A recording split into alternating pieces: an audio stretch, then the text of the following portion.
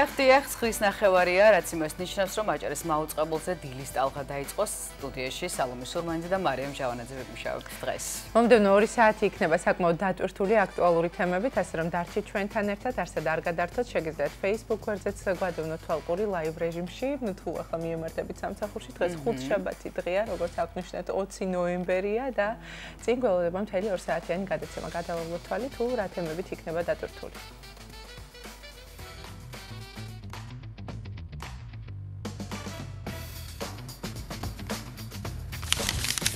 დღეს 20 ნოემბრის დილის ტალღის ეთერიდან გაიგებთ რა ხდება ფინანსურ სამყაროში. გაგაცნობთ აქციების ფასებსა და კრიპტოვალუტების გაცვლით კურსს. რუბრიკაში მოძრაობის დროა ვისაუბრებთ კრივზე, როგორც თერაპიაზე. არ გამოგრჩეთ ახალი ამბები ონლაინ სივრციდან, ცნობილი სახეების შოუ-ბიზნესის ამბები, მნიშვნელოვანი აღმოჩენები და პლანეტის ყველაზე გამორჩეული მოვლენები ვებ სიახლეებში. გაგიზიარებთ აეროგრილში მომზადებული ქათმის რულეტის რეცეპტს რუბრიკაში შენი კერძი. გადაცემის მეორე ნაწილში დაელოდეთ დილის ტალღის სინოპტიკოს კობა ფარტენაძეს და გაიგეთ 20 ნოემბრის ამინდის უტყუარი პროგნოზი. საოჯახო სასტუმრო სხალთა აჭარაში ერთ-ერთია იმ გამორჩეულ ობიექტებს შორის, რომელსაც კარგი მასპინძლის სტატუსი მიენიჭა. ჩვენი რეპორტაჟიდან გაიგებთ რა არის საჭირო იმისთვის, რომ სტუმარმა კარგ მასპინძლად ჩაგთვალოთ. სტუდიაში ეტიკეტის კონსულტანტთან ერთად დავბრუნდებით, ვისაუბრებთ სტუმარ მასპინძლობის ეტიკეტზე და გაგიზიარებთ მარტივ და პრაქტიკულ რჩევებს სტუმარ მასპინძლობის წესებზე.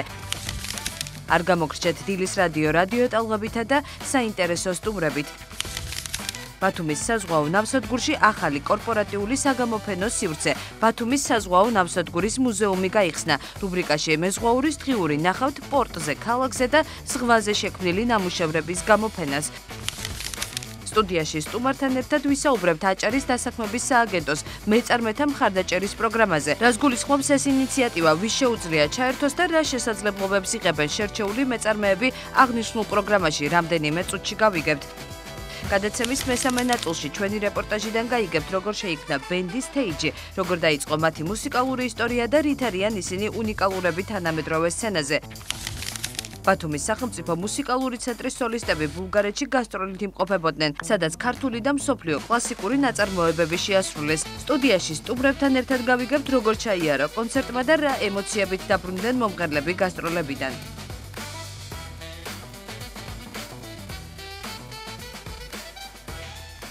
ესე იგი, ჩვენთან რამდენი სეზონია მარია? 2? ან ცოტათი ცივა, ან არის სიცხე და გაფულის ზღვის სეზონი. მე მგონი ჯერჯერობით ისე ზღვის სეზონია, იმიტომ რომ გარეთ ძალიან კარგი და თბილი ამინდია. წელს არის ესე, არაჩვეულებრივი ნოემბრის თვე გვაქვს, თბილი და გამორჩეული. ნამდვილად თბილისი და შეგიძლიათ დადგმეთ ამ დღეებით, შენარჩუნდება თუ არა ზიანი ამინდები, ამას კობა ფარტენაძე გვეტყვის რამდენიმე წუთში, ახლა კი თვალი გადავავლოთ ტემპერატურულ ფონს, თუ როგორია დღეს ქალაქებში ამინდის პროგნოზი. და დავიწყოთ ჩვენი ქალაქით დღეს 20 ნოემბერს ბათუმში ჰაერის მაქსიმალური ტემპერატურა 23 გრადუსი იქნება, ანუ ისევ თბილა და ისევ მზიანი ამინდები გვაქვს. ქობულეთშიც ასე უნალექო ამინდი იქნება და 22 გრადუსის სითბო დაფიქსირდება, ქედაში +21, შუახევში 20 გრადუსის სითბო, ხულოში 18, ხოლო გოდერძის უღელტეხილზე დღეს 15 გრადუსის სითბოა მოსალოდნელი.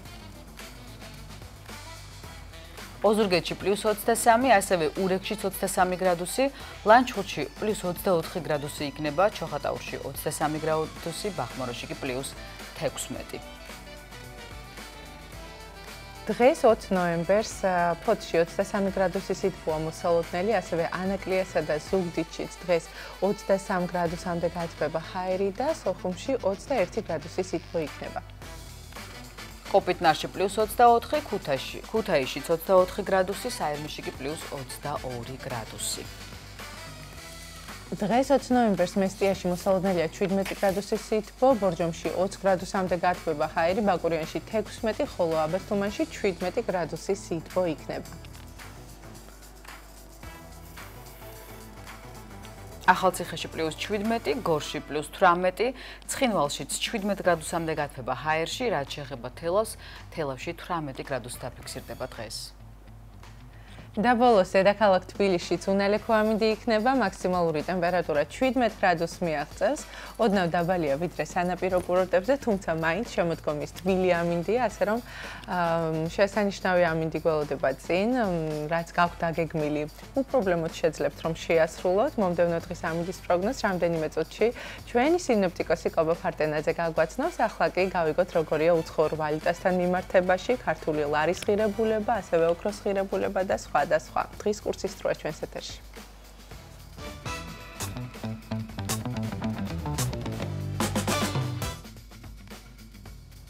ეროვნული ბანკის დადგენილებით ვალუტის ოფიციალური კურსი 20 ნოემბრისთვის ასეთია.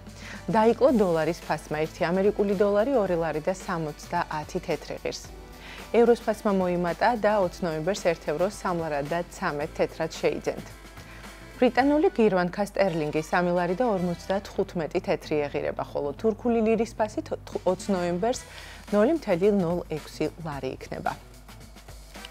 ბიტკოინის ფასმა დაიკლო და 20 ნოემბერი გამორჩეული იქნება ბიტკოინის 1 მონეტა 247.759 ლარი ეღირება.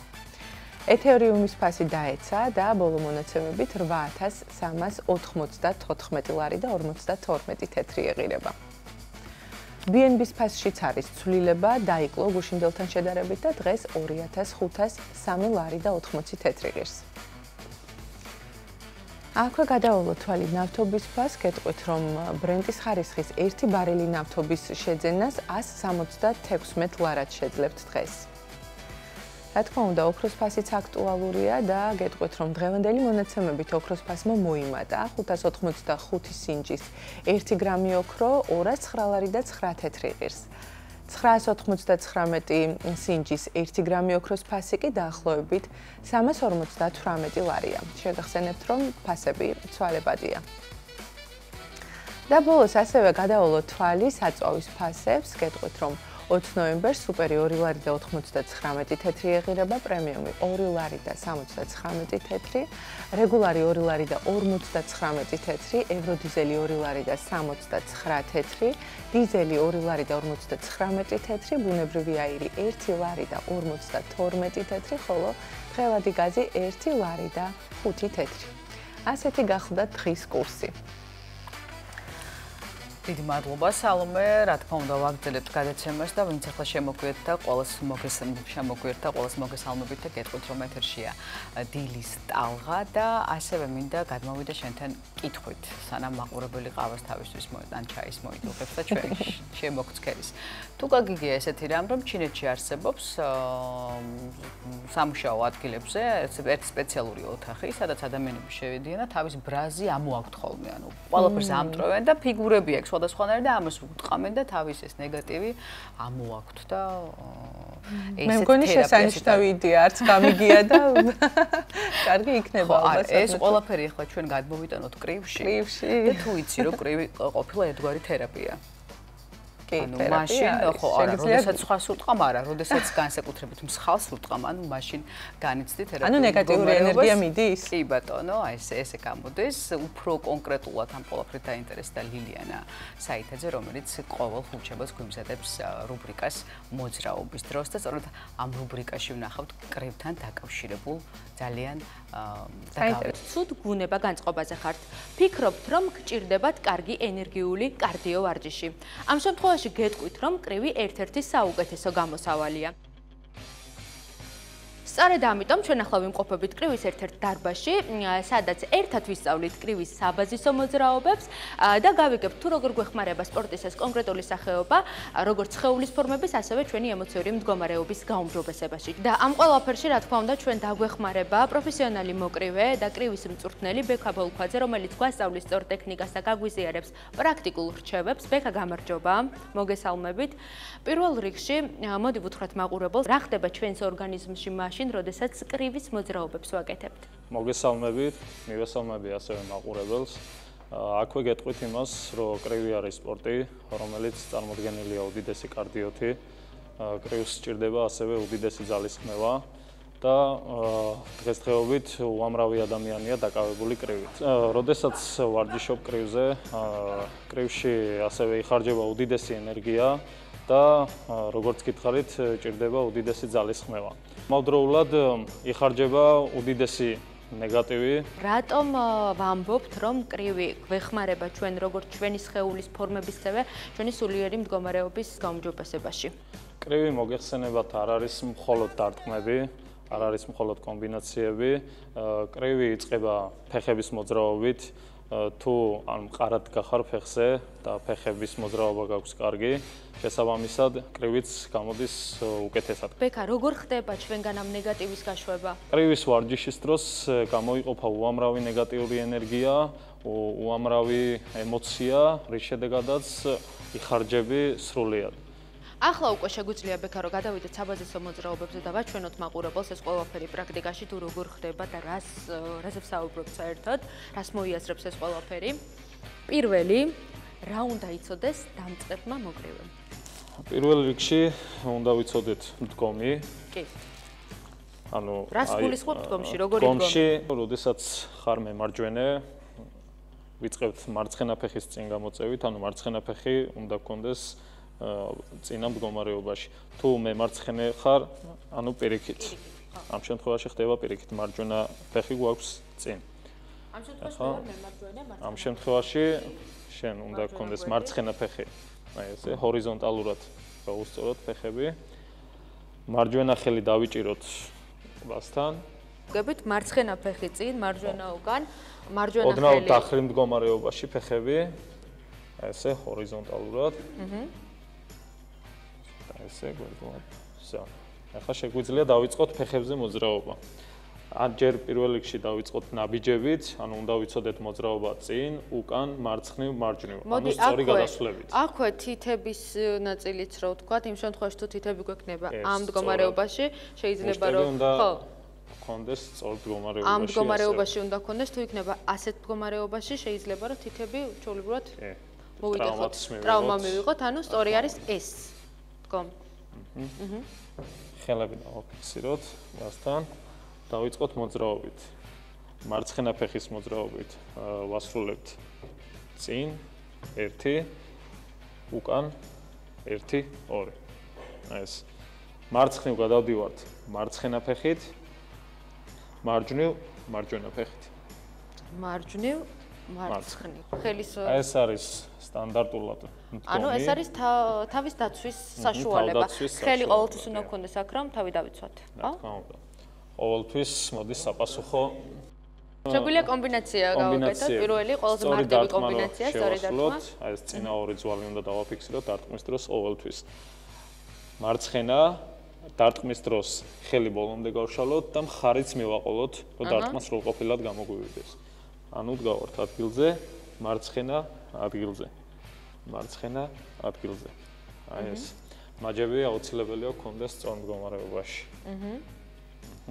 შეგვიძლია შევასრულოთ. 1 ადგილზე. ეხლა დავიწყოთ მოძრაობასთან ერთად დარტყმები, ანუ კომბინაცია გავაკეთოთ წინ მოძრაობაში.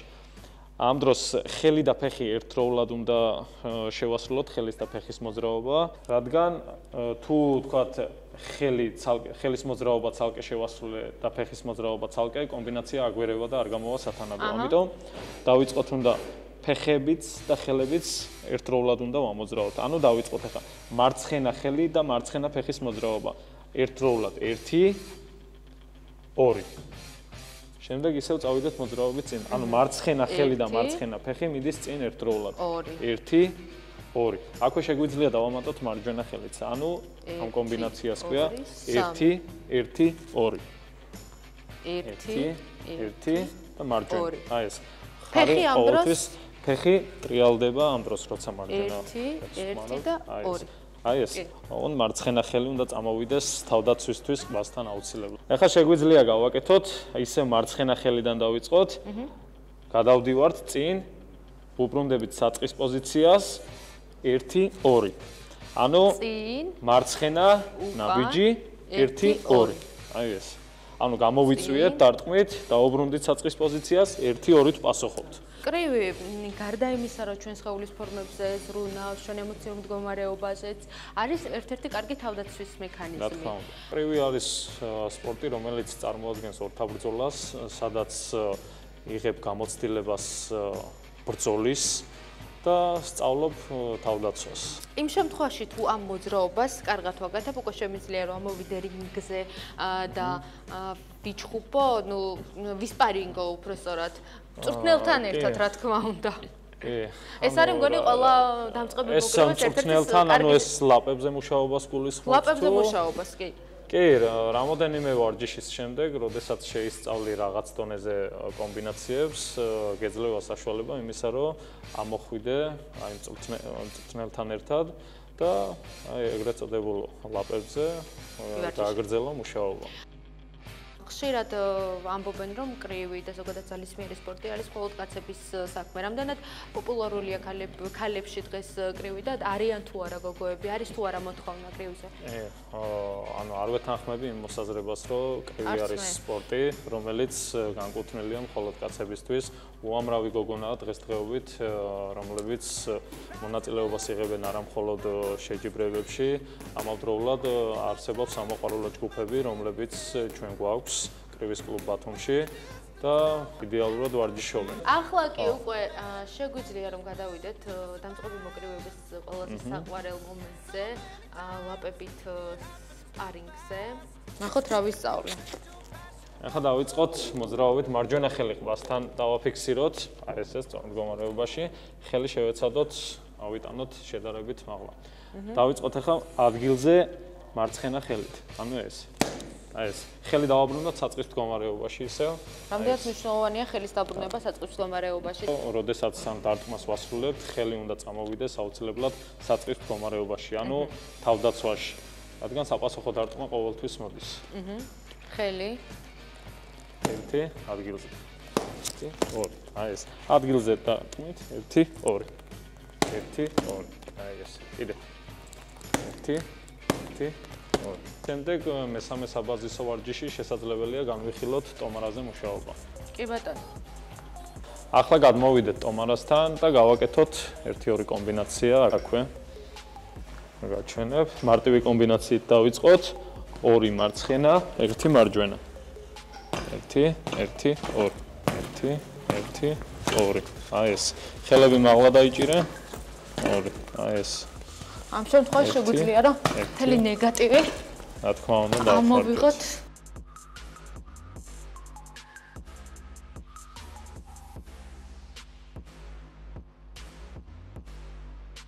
და აქ ერთი საინტერესო ნივთია. შეგვიძლია როგორც ტომარაზე მსგავსად ვიმუშაოთ აი ამ უცხო პიროვნებასთან და ეს უცხო პიროვნება წარმოვიდგინოთ იმ პიროვნებად, რომელიც არის თითქოს ჩვენი მტერი და სადაც დავხარჯავთ უამრავ ენერგიას და ემოციას. რაც გავიმეოროთ იგივე კომბინაციები.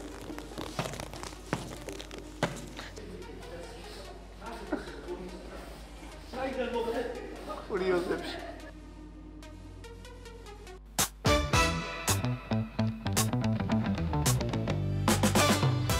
აგზელება საკმაოდ საინტერესო იყო, უცებ გადავიდა ცოცხალ ადამიანებზე და უცებ ყაჩაღლილიანად ძალიან დიდი მადლობა კარგი რჩევებისთვის. ვფიქრობ, უნდა გამოვიყენოთ და გამოგვადგება, თუ რა თქმა უნდა ნეგატივი გაქვთ, თუ რა თქმა უნდა არა, ყველას აქვს მე მგონი ნეგატივი. რა თქმა უნდა არსებობს სხვადასხვანაირი ფორმები, თუმცა ეს ფორმა ძალიან კარგი და მისაღებია. მადლობა რჩევებისთვის, მადლობა ლილიანას. ახლა კი ვაგრძელებთ ჩვენს გადაცემას და ეთერში ვებსიახლეების დროა და შევეხები ოქროს თემას. ზვირდებაო და ჩინეთში ძალიან დიდი საბადო აღმოაჩინეს თუ. სწორედ ამაზე მოგიყვებით.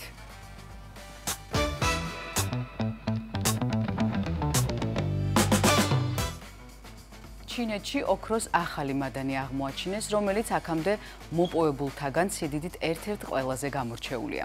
ბოლო დროს ამ ძვირფასი ლითონის ფასის მნიშვნელოვანი ზრდის გათვალისწინებით მისი სავარაუდო ღირებულება 192 მილიარდი დოლარია. მას ჩრდილო-აღმოსავლეთ ჩინეთში მდებარე ლიაონინის პროვინციაში მიაგნეს და დადონგუს მადნად მოიხსენიებენ, რადგან ის სწორედ ამ სახელწოდების მქონე მაღაროში იპოვეს. ადგილობრივ მედიაში გავრცელებული ინფორმაციის თანახმად მისი მასა 2586 ტონას უდრის. თითო ტონაში ოქროს შემცველობა 0.56 გრამია, რაც ნიშნავს, რომ საერთო ჯამში მადანში 154 ტონა ძვირფასი ლითონია და როგორ თვალის მომჭრელად გამოიყურება. ჩინეთისთვის მსგავსი მადნების მიკვლევა უცხო არაა. მაგალითად, 2024 წლის მიწურულს ხუნანის პროვინციაში 83 მილიარდი დოლარის ღირებულების ძვირფას ლითონს მიაგნეს. ეს გასაკვირი არაა, რადგან ქვეყნის ტერიტორიაზე მოქცეული არეალი, სადაც რამდენიმე ტექტონიკური ფილა იკვეთება, ამის შედეგად რეგიონი მაღალი გეოლოგიური აქტიურობით გამოირჩევა და ოქროს ფორმირებისთვის საჭირო პირობების წარმოქმნას უწყობს ხელს. ჩინეთი მთელი მსოფლიოს მასშტაბით ოქროს ყველაზე დიდი მწარმოებელია, რომლის შედეგადაც მოწინავე ადგილს რუსეთი და ავსტრალია იკავებს. ქვეყანა ბაზარზე დომინანტობის შენარჩუნებას სოლიდური ინვესტიციებით ცდილობს. ახალი მადნის აღმოჩენა კი ამაში უფრო მეტად დაეხმარება, რადგან ეს ემთხვევა პერიოდს, როდესაც ოქროს ფასი რეკორდულად გაიზარდა. პარალელურად კი იზრდება მასზე მოთხოვნაც, რისი ერთ-ერთი მიზეზიც ფართო ეკონომიკური არასტაბილურობაა. ასეთ დროს კი ბანკებიც და ადამიანებიც თანხის ჩადებას სწორედ ოქროში ამჯობინებენ, რადგან ეს ნაბიჯი ნაკლებ სარისკოა. და რა ვიცი, ყველა ადამიანი ალბათ გადაერთო იმაზე, რომ სწორედ ოქროში დააბანდოს თავისი ბიუჯეტი. მეორე ამბავი, რომელიც მინდა გითხრათ, ანუ ოქროსა და ფულის ხსენებაზე ცხადია, მდიდარი ადამიანები გვახსენდება და უნდა მოგიყვათ ასეთი ამბავი. სოციალურ ქსელში გავრცელდა ინფორმაცია, რომ ჯეფ ბეზოსმა მილიონობით დოლარი დახარჯა არა სახლის შეძენაზე, არამედ მის სრულად გარდაქმნაზე. ყველაფერი კი ფლორიდაში, ინდიან კრიკის კუნძულზე მოხდა. ბეზოსმა საყვარელი ქალის, ახლად შეუღლებული ლორენ სანჩესის გასაბედნიერებლად 90 მილიონიანი სასახლე თავიდან გადააკეთა. წყაროს ცნობით, ჯეფმა მეუღლის ყველა ახირება დააკმაყოფილა თურმე, სასიყვარულო ბუდეში, ასე შერაცხეს მედია საშუალებებმა ბეზოსის საცხოვრებელი, ანტიკური ქანდაკებებს, ეგზოტიკურ ბაღებს და ინტიმურ ოთახსაც წააწყდებით თურმე, რომელიც თანამედროვე ტექნოლოგიებითაა აღჭურვილი. ჯერჯერობით ამ სასახლეში კამერები ვერ შევიდა, მაგრამ ამბავი ელვის სისწრაფით გავრცელდა, რომელიც მეც თქვენ გაგიზიარეთ. წარმატებები ამ ეგზოტიკურ, არაჩვეულებრივ და არაორდინალურ წყვილს. ასეთი ყოფილი სიახლეები. ესე იგი გალის ყველა ახირება შეასრულაო და წინ აქვს ფიქრობ ყველაფერი, იმიტომ რომ ეს ამით არ დასრულდება. გალის ახირებებს. ნუ შესაძლებელი იყო რომ ეყიდათ რაიმე ისეთი, ან თავიდან აეშენებინათ, იმიტომ რომ ჩვენ ვიცით რომ რაღაცის გადაკეთებას ჯობია თავიდან ააშენო. ეს იქნება კავა თუ სახლი თუ რემონტი და ასე შემდეგ, მაგრამ ლორენმა ასე ისურვა და ბეზოსმა მისი ახირებაც აი ასე დააკმაყოფილა. ჩვენს ეთერში ახლა სამზარეულოს მე მგონი სამზარეულოს ნაწილიც ექნებოდა, მაგრამ სამზარეულოს ნაწილის გამო გადააკეთეს ალბათ მთელი სახლი. საინტერესოა დღეს ქეთა რა შემოგთავაზებს რუბრიკა შენი კერძის დროა ჩვენს ეთერში.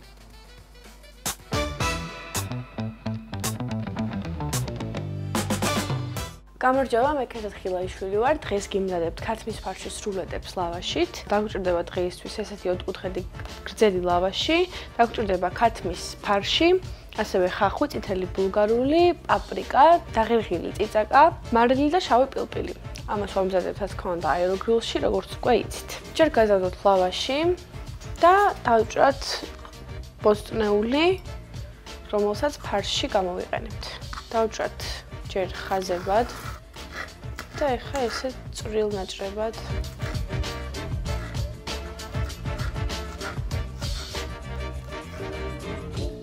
ეს ეხლა უნდა გადავიტანოთ ფარში. ეხლა დავჭრათ ნახევარი ხახვი, ამ ეტაპზე ნახევარი გვჭირდება მხოლოდ, ხო მოზრდილი თავი.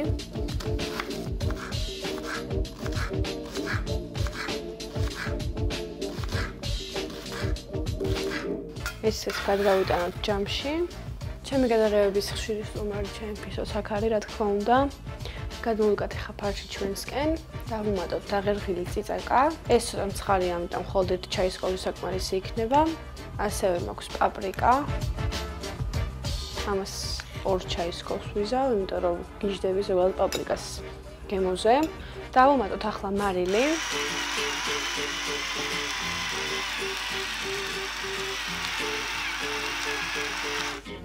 და შავი პილპილი.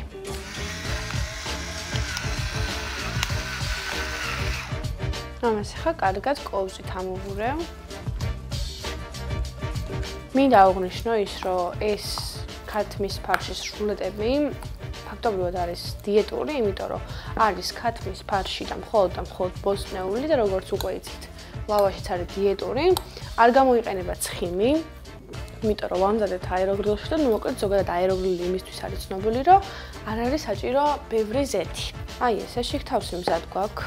ეხლა გავშაოთ ჩვენი ლავაში.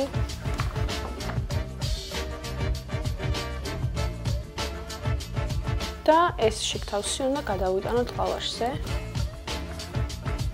და უბრალოდ კოვზით უნდა გადავანაწილოთ ყველგან. ყველა კუთხეში ისე რომ თანაბრად გადანაწილდეს მთლიანი ლავაშზე. კუთხეებში შეეცადეთ რომ დიდად არ დატვირთოთ, იმიტომ რომ შეიძლება გადმოვიდეს ეს შიგთავსი. გადავანაწილეთ ფარში.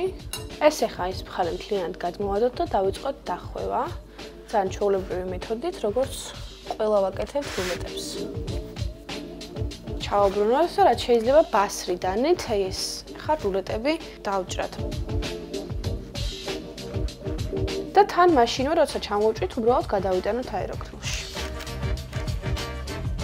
აი ნახეთ, როგორი ლამაზი რულეტის ფორმა მიეცა და შიგნით შიგთავსი შალამაზად არის. ესეც ახლა ჩაბრუნებულ ფორმაში მოვათავსოთ.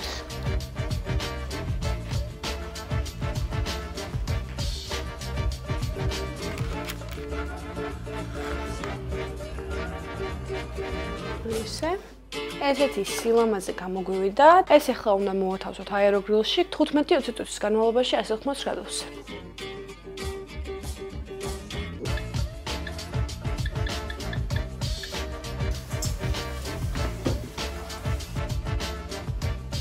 გამოცხვა ქათმის ფარშის რულეტები გამოიყურება როგორც მიუხედავად უკვე ძალიან ლამაზად და ძალიან გემრიელად. აქ მოგვს ტომატის соуსი, რასაც მე ახლა რულეტებს მოვასხამ. თქვენ შეგიძლიათ სურვილის ან ნებისმიერი თქვენთვის ასურული соуსი გამოიყენოთ, მაგრამ მგონია რომ ეს соуსი ტომატის соуსი განსაკუთრებით ყველაფერს უხდება. ეს ზევიდან ისე ლამაზად მოვასხათ.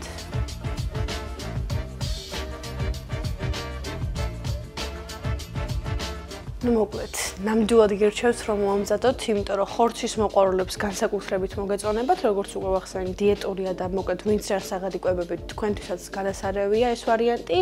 მე დღეისთვის ამით დაგემშვიდობებით, მომავალ რუბრიკამდე, კეთილი სრულებით, ნახვამდის.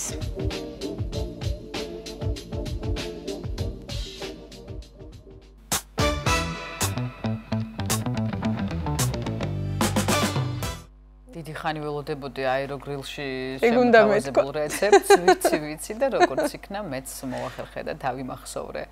თუ ვერ დაიმახსოვრეთ, შეგიძლიათ რაღაც მომდა ჩვენს გვერდზე ნახოთ ეს ყველაფერი დილის ტალღა ქართული შრიფტით სოციალურ ქსელებში. ჩვენს ქვეყანაში 9 საათი შესრულდა ამასობაში, ახალი ამბების დროა და ტრადიციულად სულხან წულუკიძე შემოგვიერთება. სულხან, დილამშვიდობისა. დილამშვიდობისა, მარია, სალომე, მივესალმები, რა თქმა უნდა, ჩვენს უერთგულეს მაყურებელს 9 საათია და ახალი ამბების დროა.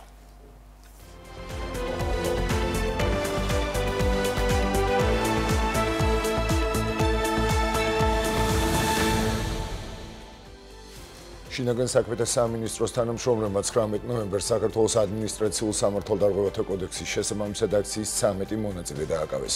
ამის შესახებ ნათქვამია შინაგან საქმეთა სამინისტროს მიერ გავრცელებულ ინფორმაციაში. მათე დევიზის სოლიდარობის მარშის მონაწილეებსა და პოლიციას შორის დაპირისპირება კაკაბაძის ქუჩაზე მოხდა.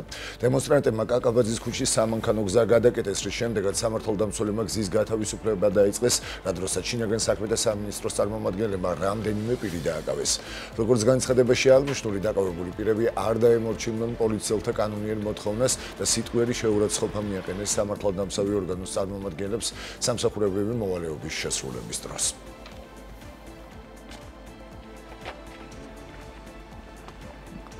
საქართველოში სომხეთის პრეზიდენტი დელეგაციასთან ერთად ორდღიანი ოფიციალური ვიზიტით იმყოფება ავგან ხაჩატურიანს მიხეილ ყაველაშვილი დახვდა. პირისპირ შეხვედრის შემდეგ კი გაიმართა პრესკონფერენცია. ორი ქვეყნის პრეზიდენტის გზავნილები ქვეყნებს შორის ურთიერთობის გაღრმავებასა და ახალი შეთანხმებების მიღწევაზე ეხებოდა.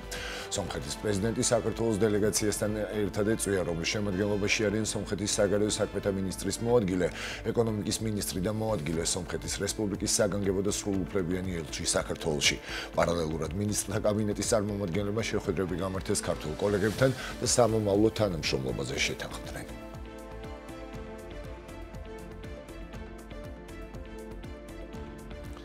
საქართველოს პრემიერ-მინისტრმა ერთ-ერთ ინტერვიუში ევროპის დიალოგის შეაფასა და განაცხადა, რომ ევროპული ბიუროკრატია გაურბის დიალოგს. ირაკლი კოლოხიძის განცხადებით გამზადებული იყო ინფორმაციაც და სამთავრობო ჯგუფი მზად იყო ევროპულ ბიუროკრატიასთან გულწრფელი დისკუსიისთვის.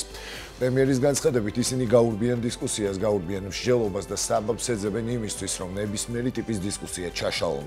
მთავრობის მეთაურის თქმით, დელეგაციის დაკომპლექტება ხდება სწორედ ცალკეულ საკითხზე ყველაზე კომპეტენტური ადამიანებით. მან დასძინა, რომ სწორედ ამ პრინციპით ირჩევა დელეგაცია და არა მითითებებით ევროპიდან.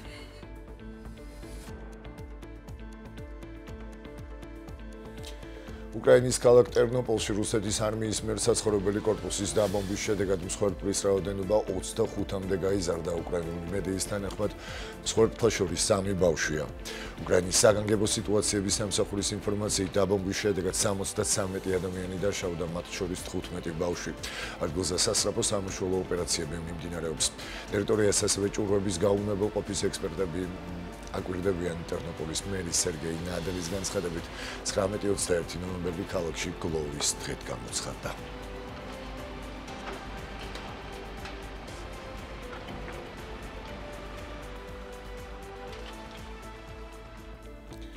თურქეთისა და უკრაინის პრეზიდენტებს შორის შეხვედრა გაიმართა. ველოდებით, რომ ყველა ჩვენი პარტნიორი, ვისაც სურს რეგიონში სისხლის ზღვის შეჩერება სტამბოლის პროცესთან დაკავშირებით, კონსტრუქციულ მიდგომას გამოიჩენს. ამის შესახებ თურქეთის პრეზიდენტმა რეჯეფ თაიფ ერდოღანმა უკრაინის პრეზიდენტთან ვოლოდიმირ ზელენსკისთან შეხვედრის დროს განაცხადა. თავის მხრივ უკრაინის პრეზიდენტმა მადლობა გადაუხადა თურქეთის ქვეყნის დამოუკიდებლობისთვის მხარდაჭერისთვის. ომი უნდა დასრულდეს, მშვიდობას ალტერნატივა არ აქვს. რუსეთმა უნდა გაიგოს, რომ ომის წარმოებისა და მკვლელობის ჩადენისთვის ჯილდო არ შეიძლება იყოს, აღნიშნა ზელენსკიმ.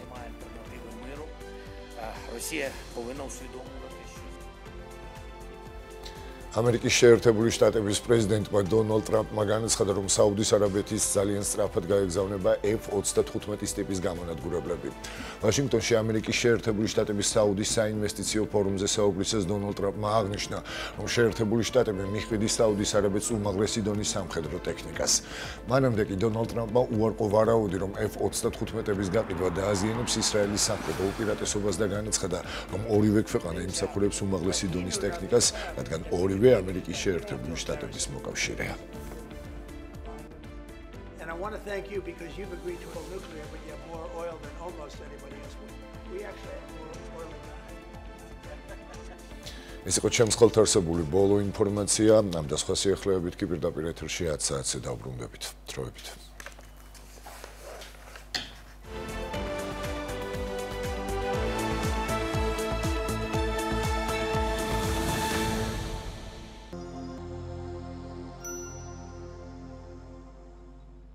ესეც ასე დასრულდა საინფორმაციო გამოშვება. ჩვენს ეთერში კი მცირე ანონსის დროა. თვალი გადავალოთ თუ რას ვიხილავთ დღევანდელ გადაცემაში.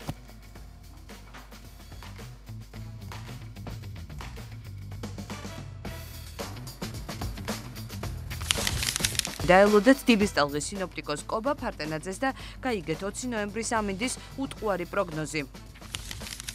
საოჯახო სასტუმრო სხალთა აჭარაში ერთ-ერთია იმ გამორჩეულ ობიექტებს შორის, რომელსაც კარგი მასპინძლის სტატუსი მიენიჭა. ჩვენი რეპორტაჟიდან გაიგებთ, რა არის საჭირო იმისთვის, რომ სტუმარმა კარგ მასპინძლად ჩაგთვალოთ. სტუდიაში ეტიკეტის კონსულტანტთან ერთად დავბრუნდებით, ვისაუბრებთ სტუმარ მასპინძლობის ეტიკეტზე და გაგიზიარებთ მარტივ და პრაქტიკულ რჩევებს სტუმარ მასპინძლობის წესებზე. არ გამოგრჩეთ დილის რადიო ტალღებითა და საინტერესო სტუმრებით. ბათუმის საზღვაო ნავსადგურში ახალი კორპორატიული საგამოფენო სივრცე. ბათუმის საზღვაო ნავსადგურის მუზეუმი გაიხსნა. რუბრიკაში მეზღვაურის დღიური ნახავთ პორტზე, ქალაქზე და ზღვაზე შექმნილი ნამუშევრების გამოფენას. სტუდიაში სტუმართან ერთად ვისაუბრებთ აჭარის დასაქმების სააგენტოს მეწარმეთა მხარდაჭერის პროგრამაზე. რას გულისხმობს ეს ინიციატივა, ვის შეუძლია ჩაერთოს და რა შესაძლებლობებს იღებენ შერჩეული მეწარმეები აღნიშნულ პროგრამაში, რამდენიმე წუთში გავიგებთ. გადაცემის მესამე ნაწილში ჩვენი რეპორტაჟიდან გაიგებთ, როგორ შეიქმნა ბენდის სტეიჯი, როგორ დაიწყო მათი მუსიკალური ისტორია და რით არიან ისინი უნიკალურები თანამედროვე სცენაზე. ბათუმის სახელმწიფო მუსიკალური ცენტრის სოლისტები ბულგარეთში გასტროლით იმყოფებოდნენ, სადაც ქართული და მსოფლიო კლასიკური ნაწარმოებები შეასრულეს. სტუდიაში სტუმრებთან ერთად გავიგებთ, როგორ ჩაიარა კონცერტმა და რა ემოციებით დაბრუნდნენ მომღერლები გასტროლებიდან.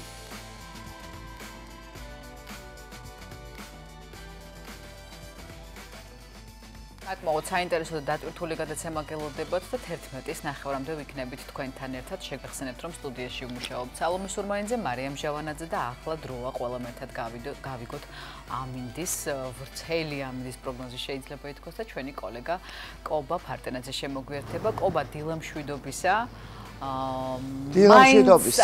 ამინთან ასოცირდები ყოველთვის შენ და დიდი მადლობა ასეთი თბილი ნოემბერი რომ გვაჩუქე წელს. გაგრძელდება სიტყვა. მადლობა სამყაროს და მერც ასეთი მშვენიერი ამინდებისთვის. მოგესალმებით ყველას.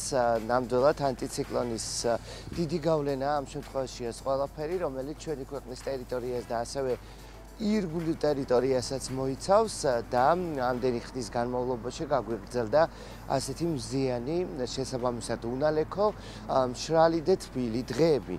ღამით სიცივე ახლა უკვე აბსოლუტურად ნორმაა, გაცილებით მეტად შეიძლება ცივოდეს, მაგრამ დღისით ტემპერატურა 20 გრადუსზე დაბლა არ ფიქსირდება და არც არის მოსალოდნელი რომ დაფიქსირდეს, ასე რომ ჯერჯერობით არც გაავდრება გველოდება. გადავხედოთ ტემპერატურებს და შემდეგ კიდევ გავაგრძელებ საუბარს, რა თქმა უნდა, გრძელვადიან პროგნოზზე. ამ წუთას ბათუმში 15 გრადუსი სითბოა და დღის განმავლობაში 23 გრადუსამდე გათბება ჰაერი. საკმაოდ დაგვითბება. 22 გრადუსი იქნება დღეს ქობულეთში, ქედაში 21, შუახევში 20, ხულოში 18 და გოდერის უღელტეხილზე 15 გრადუსია მოსალოდნელი. ოზურგეთში 23, ურეკში 23, ლანჩხუთში 24, ჩოხატაურში 23 და ბახმაროში +16 გრადუსია მოსალოდნელი. ფოთში 23 გრადუსი იქნება, ისევე როგორც ანეკლიაში, სოხუმში 21, ზუგდიდში 23, კოპიტნარში და შესაბამისად ქუთაისში +24 გრადუსი დაფიქსირდება. დღეს საირმეში 22 გრადუსი იქნება, მესტიაში 17, ბორჯომში 20, ბაკურიანში 16, აბასთუმანში 17, ახალციხეში ასევე 17 გრადუსი იქნება, გორში 18, ცხინვალში 17, დედაქალაქშიც 17 გრადუსია მოსალოდნელი და დღეს თელავში მოსალოდნელია, თელავში 18 გრადუსი იქნება მაქსიმალური დღის ტემპერატურა. ხვალაც იდენტური ამინდის პირობები გვაქვს, ზეგაც და ერთი კვირის განმავლობაში. ღამით დასავლეთში ისევ 10-12, აღმოსავლეთში 6-8 გრადუსი, სანაპირო კურორტებზე ღამით 11-13 და დღისით უკვე როგორც დასავლეთის დაბლობზე, ასევე სანაპიროზე 22-24 გრადუსი იქნება.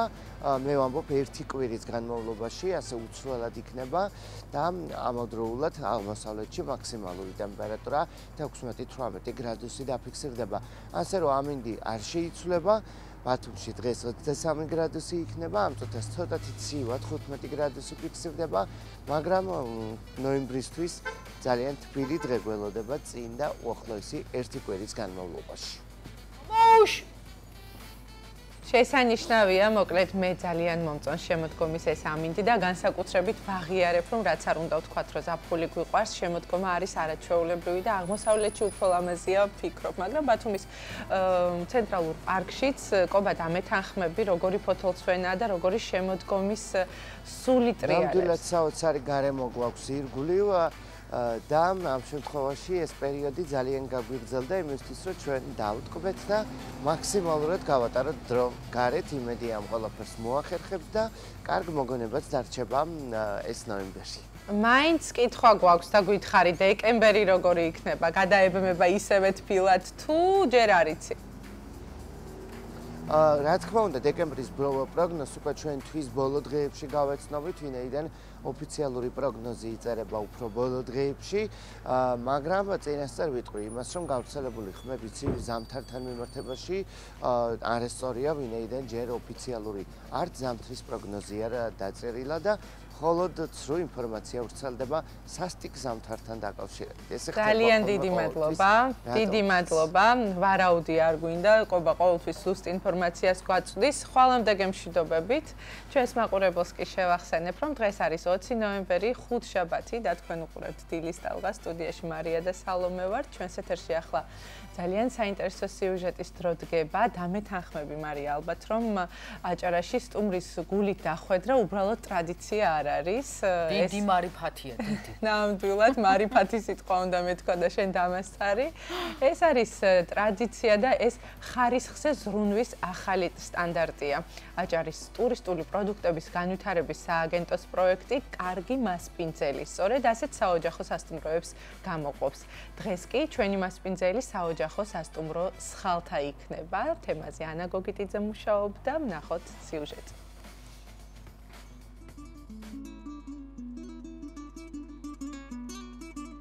საერთოდ ჩემი ოჯახი ტრადიციული ოჯახია, სტუმართმოყვარე. სხალთა ისეთი ისტორიული ხეობაა და იმდენი სტუმარი მოდიოდა იმ თავით, რომ ღამის გასათევით რო ჭირდებოდათ, აუცილებლად მე უნდა მომეწვია და მე უნდა ყოფილიყავ მასპინძელი ამ სტუმრის. მე ყოველთვის რაღაცა ინოვაციების კვალ გავატარე მთელი ჩემი ცხოვრება. აი, სოფლის მეურნეობის სამინისტრო წამოიწყებდა რაღაცა პროექტებს, პროგრამებს.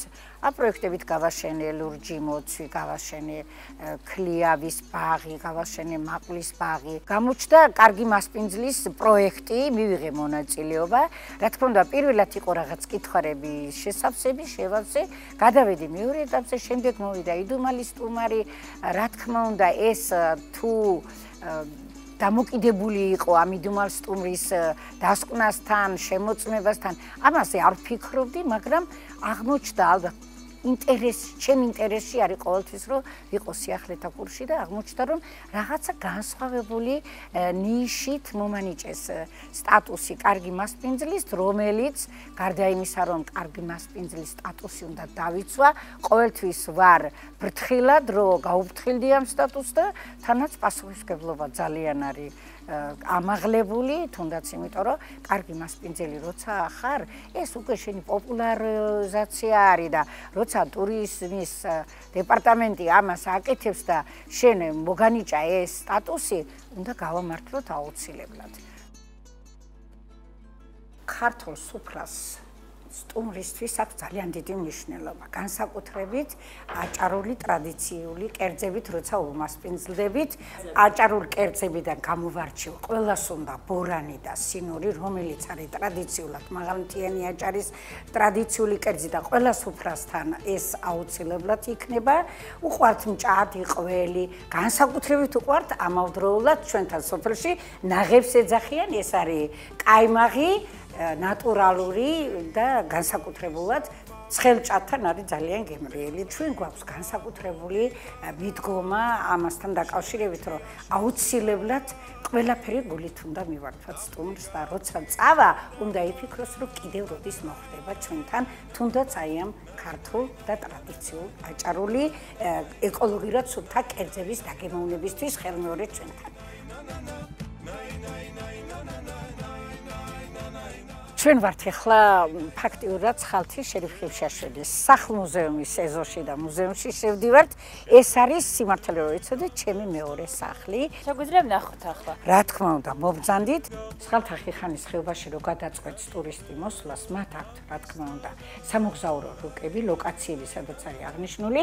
ისინი მოდიან ამ მუზეუმში აუცილებლად და ამ მუზეუმში მოსმენილი ისტორიების შემდეგ, თუ აპირებენ უკან დაბრუნებას, რჩებიან და აგრძელებენ გზას ხიხანის ციხისკენ და იმდენად მნიშვნელოვანია ხიხანის ციხე, რომ აი ნახეთ, აქ არის ერთ ფესვი ამოსული ორი ხე. ეს არის სელიმ ხიმშიაშვილის საფლავზე, რომელსაც თავი მოჰკვეთეს ქვეყნის გამთლიანებისათვის ბრძოლის გამო. დასაჯეს სიკვდილით, მოკვეთეს თავი წაიღეს თამუში, ტანი დასაფლავებული აქ, მაგრამ ერთ ფესვი ამოსული ორი ხე, ეს არის ნაძვი და მუხა. სხვადასხვა შემადგენლობის ხეები, ნაძვი და მუხა, მარადიულობისა და სიძლიერის სიმბოლო. ეს არის სწორედ რომ დასადმა მიედება აქ ამ მუზეუმში სტუმრებს, რომ დარჩნენ და უფრო მეტად ისიამოვნონ ყველა მიმართულებით. ამის შემდეგ მივდივართ ეკლესიაში, მივდივართ ხიხანის ციხეზე, მიმყავს ეს ტურისტები საინტერესო ლოკაციებზე, ვათვალიერებთ და კმაყოფილები ძალიან ბედნიერები ბრუნდებიან ისინი უკან. მუზეუმის დათვალიერების შემდეგ აუცილებლად ვიზიტორები ინაცვლებენ მნიშვნელოვან ლოკაციაზე, ეს არის ხალთის მონასტერი, ეს არის ძალიან ძველი, ეს არის მე-12 საუკუნეში აშენებული, თამარ მეფის ინიციატივით აშენებული. არსებობს ლეგენდა, რომ აქ იდგა დიდი მსხალი, თამარ მეფემ ერთ-ერთი ლაშქრობის დროს ჯარი დააბანაკა მსხლის ძირას, იმდენად დიდი ტოტები ჰქონდა და დიდ ჩრდილს ქმნიდა. შემდეგ როცა გადაწყდა, სად უნდა აშენებულიყო ეკლესია და მიაკითხეს თქვა მსხალთან. აქედან შემდეგ მუდამ დაიკარგა და აქედან დარჩა სახელი მსხალთა. ეს არის ძალიან ისტორიული, მნიშვნელოვანი ადგილი, ამას მოინახულებენ, სანთელს დაანთებენ, მოილოცებენ, იმიტომ რომ ძალიან ძველია და ძალიან დიდი მადლიცაა ადამიანმა, რომ აქ მოვიდეს და სანთელი დაანთოს. ჩემთვის თავარი არის, რომ ბევრმა ადამიანმა ნახოს მთიანი ეჭარა, ბევრმა ადამიანმა გაიგოს ჩვენს შესახებ, როგორ ცხოვრობთ და რა ბედნიერები ვართ, თუნდაც ამ მთაში, რომ კარგად ვართ და კარგად ცხოვრობთ. რა ლამაზია ჯერ ბუნება როგორია და რა საინტერესოდ საუბრობდა ეს ქალბატონი. ალბათ იმიტომ რომ სურმაინძეა. შესაძლებელი და ნამდვილად კარგი მასპინძელია, განსაკუთრებით აჭარაში იციან ესეთი მარიფათული მასპინძლობა და სუფრას როდესაც გაგიშლიან გეუბნებიან მირთვი სანამ არ მიითმევ ყველაფერს არ დაგემოვნებ არ შეგეშვებიან მაგალითად კახეთში პირიქითაა ერთხელ გეტყვიან არ შეჭამდა მირთვი არ შეჭამდა შეიძლება საერთოდ მშერიც კი დარჩა ეს ნიშნავს იმას რომ თითოეულ საზოგადოებას თავისებური წესები აქვს და ეტიკეტის ნორმის ცოდნა და მათი დაცვა ადამიანთა შორის წარმატებული კომუნიკაციის მისაღწევად ყველაზე მთავარია. თავად ტერმინი ფრანგულიდან წარმოიშვა და ასე ვთქვათ, მისაღებ საქციელს ნიშნავს. ჯერ კიდევ 1740 წელს რიგდებოდა პატარა ბარათები, თურმე, რომელზეც ეწერა ინსტრუქცია, თუ როგორ უნდა მოქცეულიყავით სასახლეში, კერძოდ ლუდოვიკო მე-14-ის კარზე. ასეთ ბარათებს იქ მყოფ ყველა ადამიანს ურიგებდნენ თურმე. დღეს ეტიკეტს, როგორც თავაზიან და შესაფერის ქცევის ნორმების ერთობლიობას ძალიან დიდი როლი აქვს და თუ რა, სწორედ ამ თემაზე ვისაუბრებ ჩვენ სტუმართან ერთად. ეტიკეტის კონსულტანტი მარიამ კაჭაყმაძეა ჩვენთან სტუდიაში. დილამშვიდობისა. მოგესალმებით. ეტიკეტი რა თქმა უნდა არის ძალიან დიდი თემა, თუმცა ჩვენ განვიხილავთ ყველაფერს სტუმარ მასპინძლობის ჭრილში. დილამშვიდობის კიდევ ერთხელ მაყურებელსაც მივესალმები.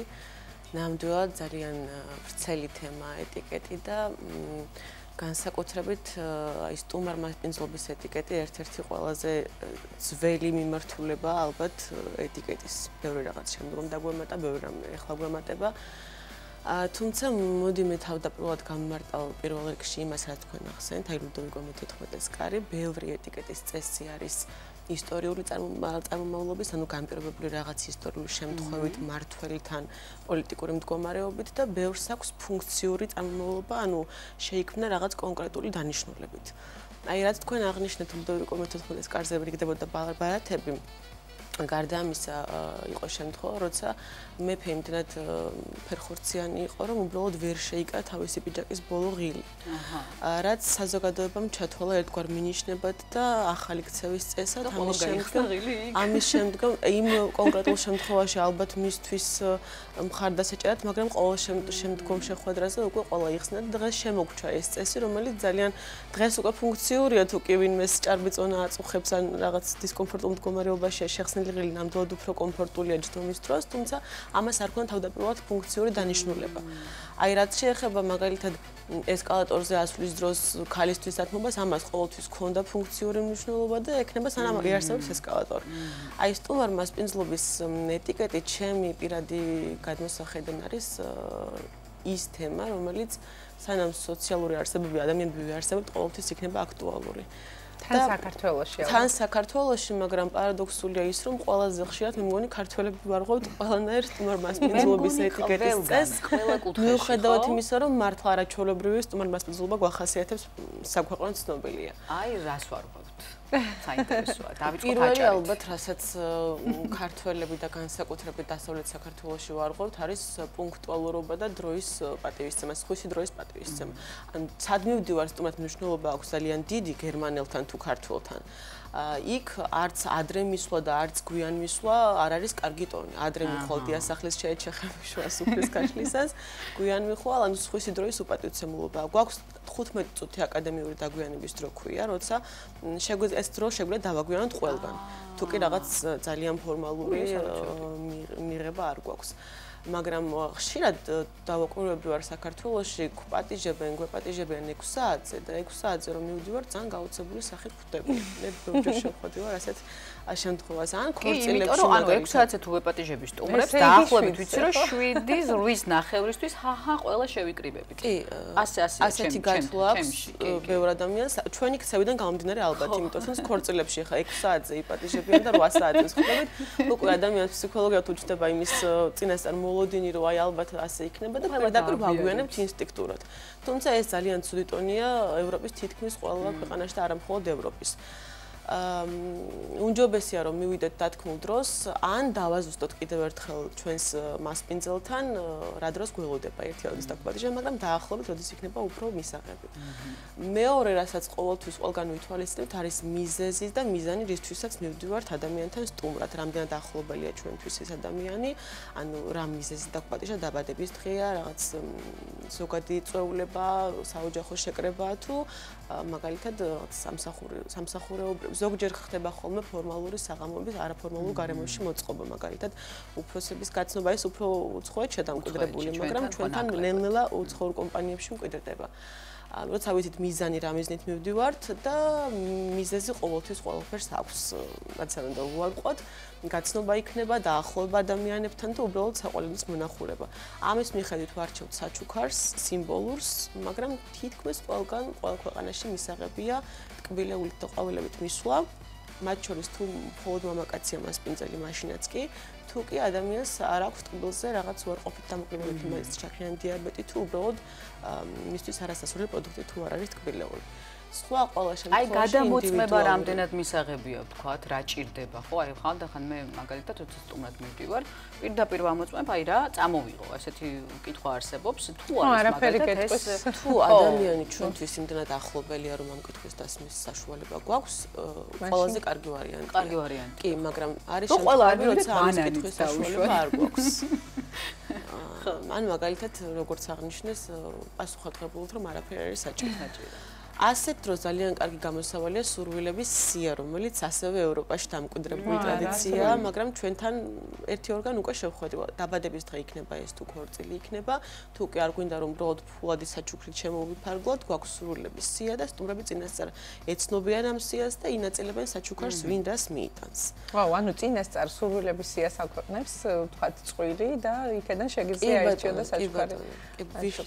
პირველად მესმის და სხვათა საინტერესო იქნება რომ ეს რა თქმა უნდა არ ეხება ოფიციალურ მიღებას, ეს არის ქორწილი, დაბადების დღე, ნიშნობა, ანუ რა საჩუქრის მიღება სურთ. დანარჩენს უკვე შემთხვევით თვალესწინებ შენი ბუდის მიხედვით რა შეგიძლია რომ უსაჩუქრო. მარიამ, სანამ გააგრძელებ, ჩაგეკითხები აქვე, ანუ რამდენად მისაღებია ვთქვათ ფულის ჩუქება კონვერტში? ფულის ჩუქება არის რაც არ უნდა გასაკვირი იყოს, ყოველთვის ყველგან მისაღები. ან თუ კი არ ვიცით მისთვის რა იქნება უნჯობესი, ყველაზე ისე დიპლომატიური გამოსავალია, იმიტომ რომ ბევრ ქვეყანაში უარყოფით ტონად ითვლება სამკაულის ჩუქება, ტანსაცმლის ჩუქება, ჭურჭელია კიდე ძალიან ისეთი უნივერსალური საჩუქარი, რომელიც თითქმის ყველგან მისაღებია.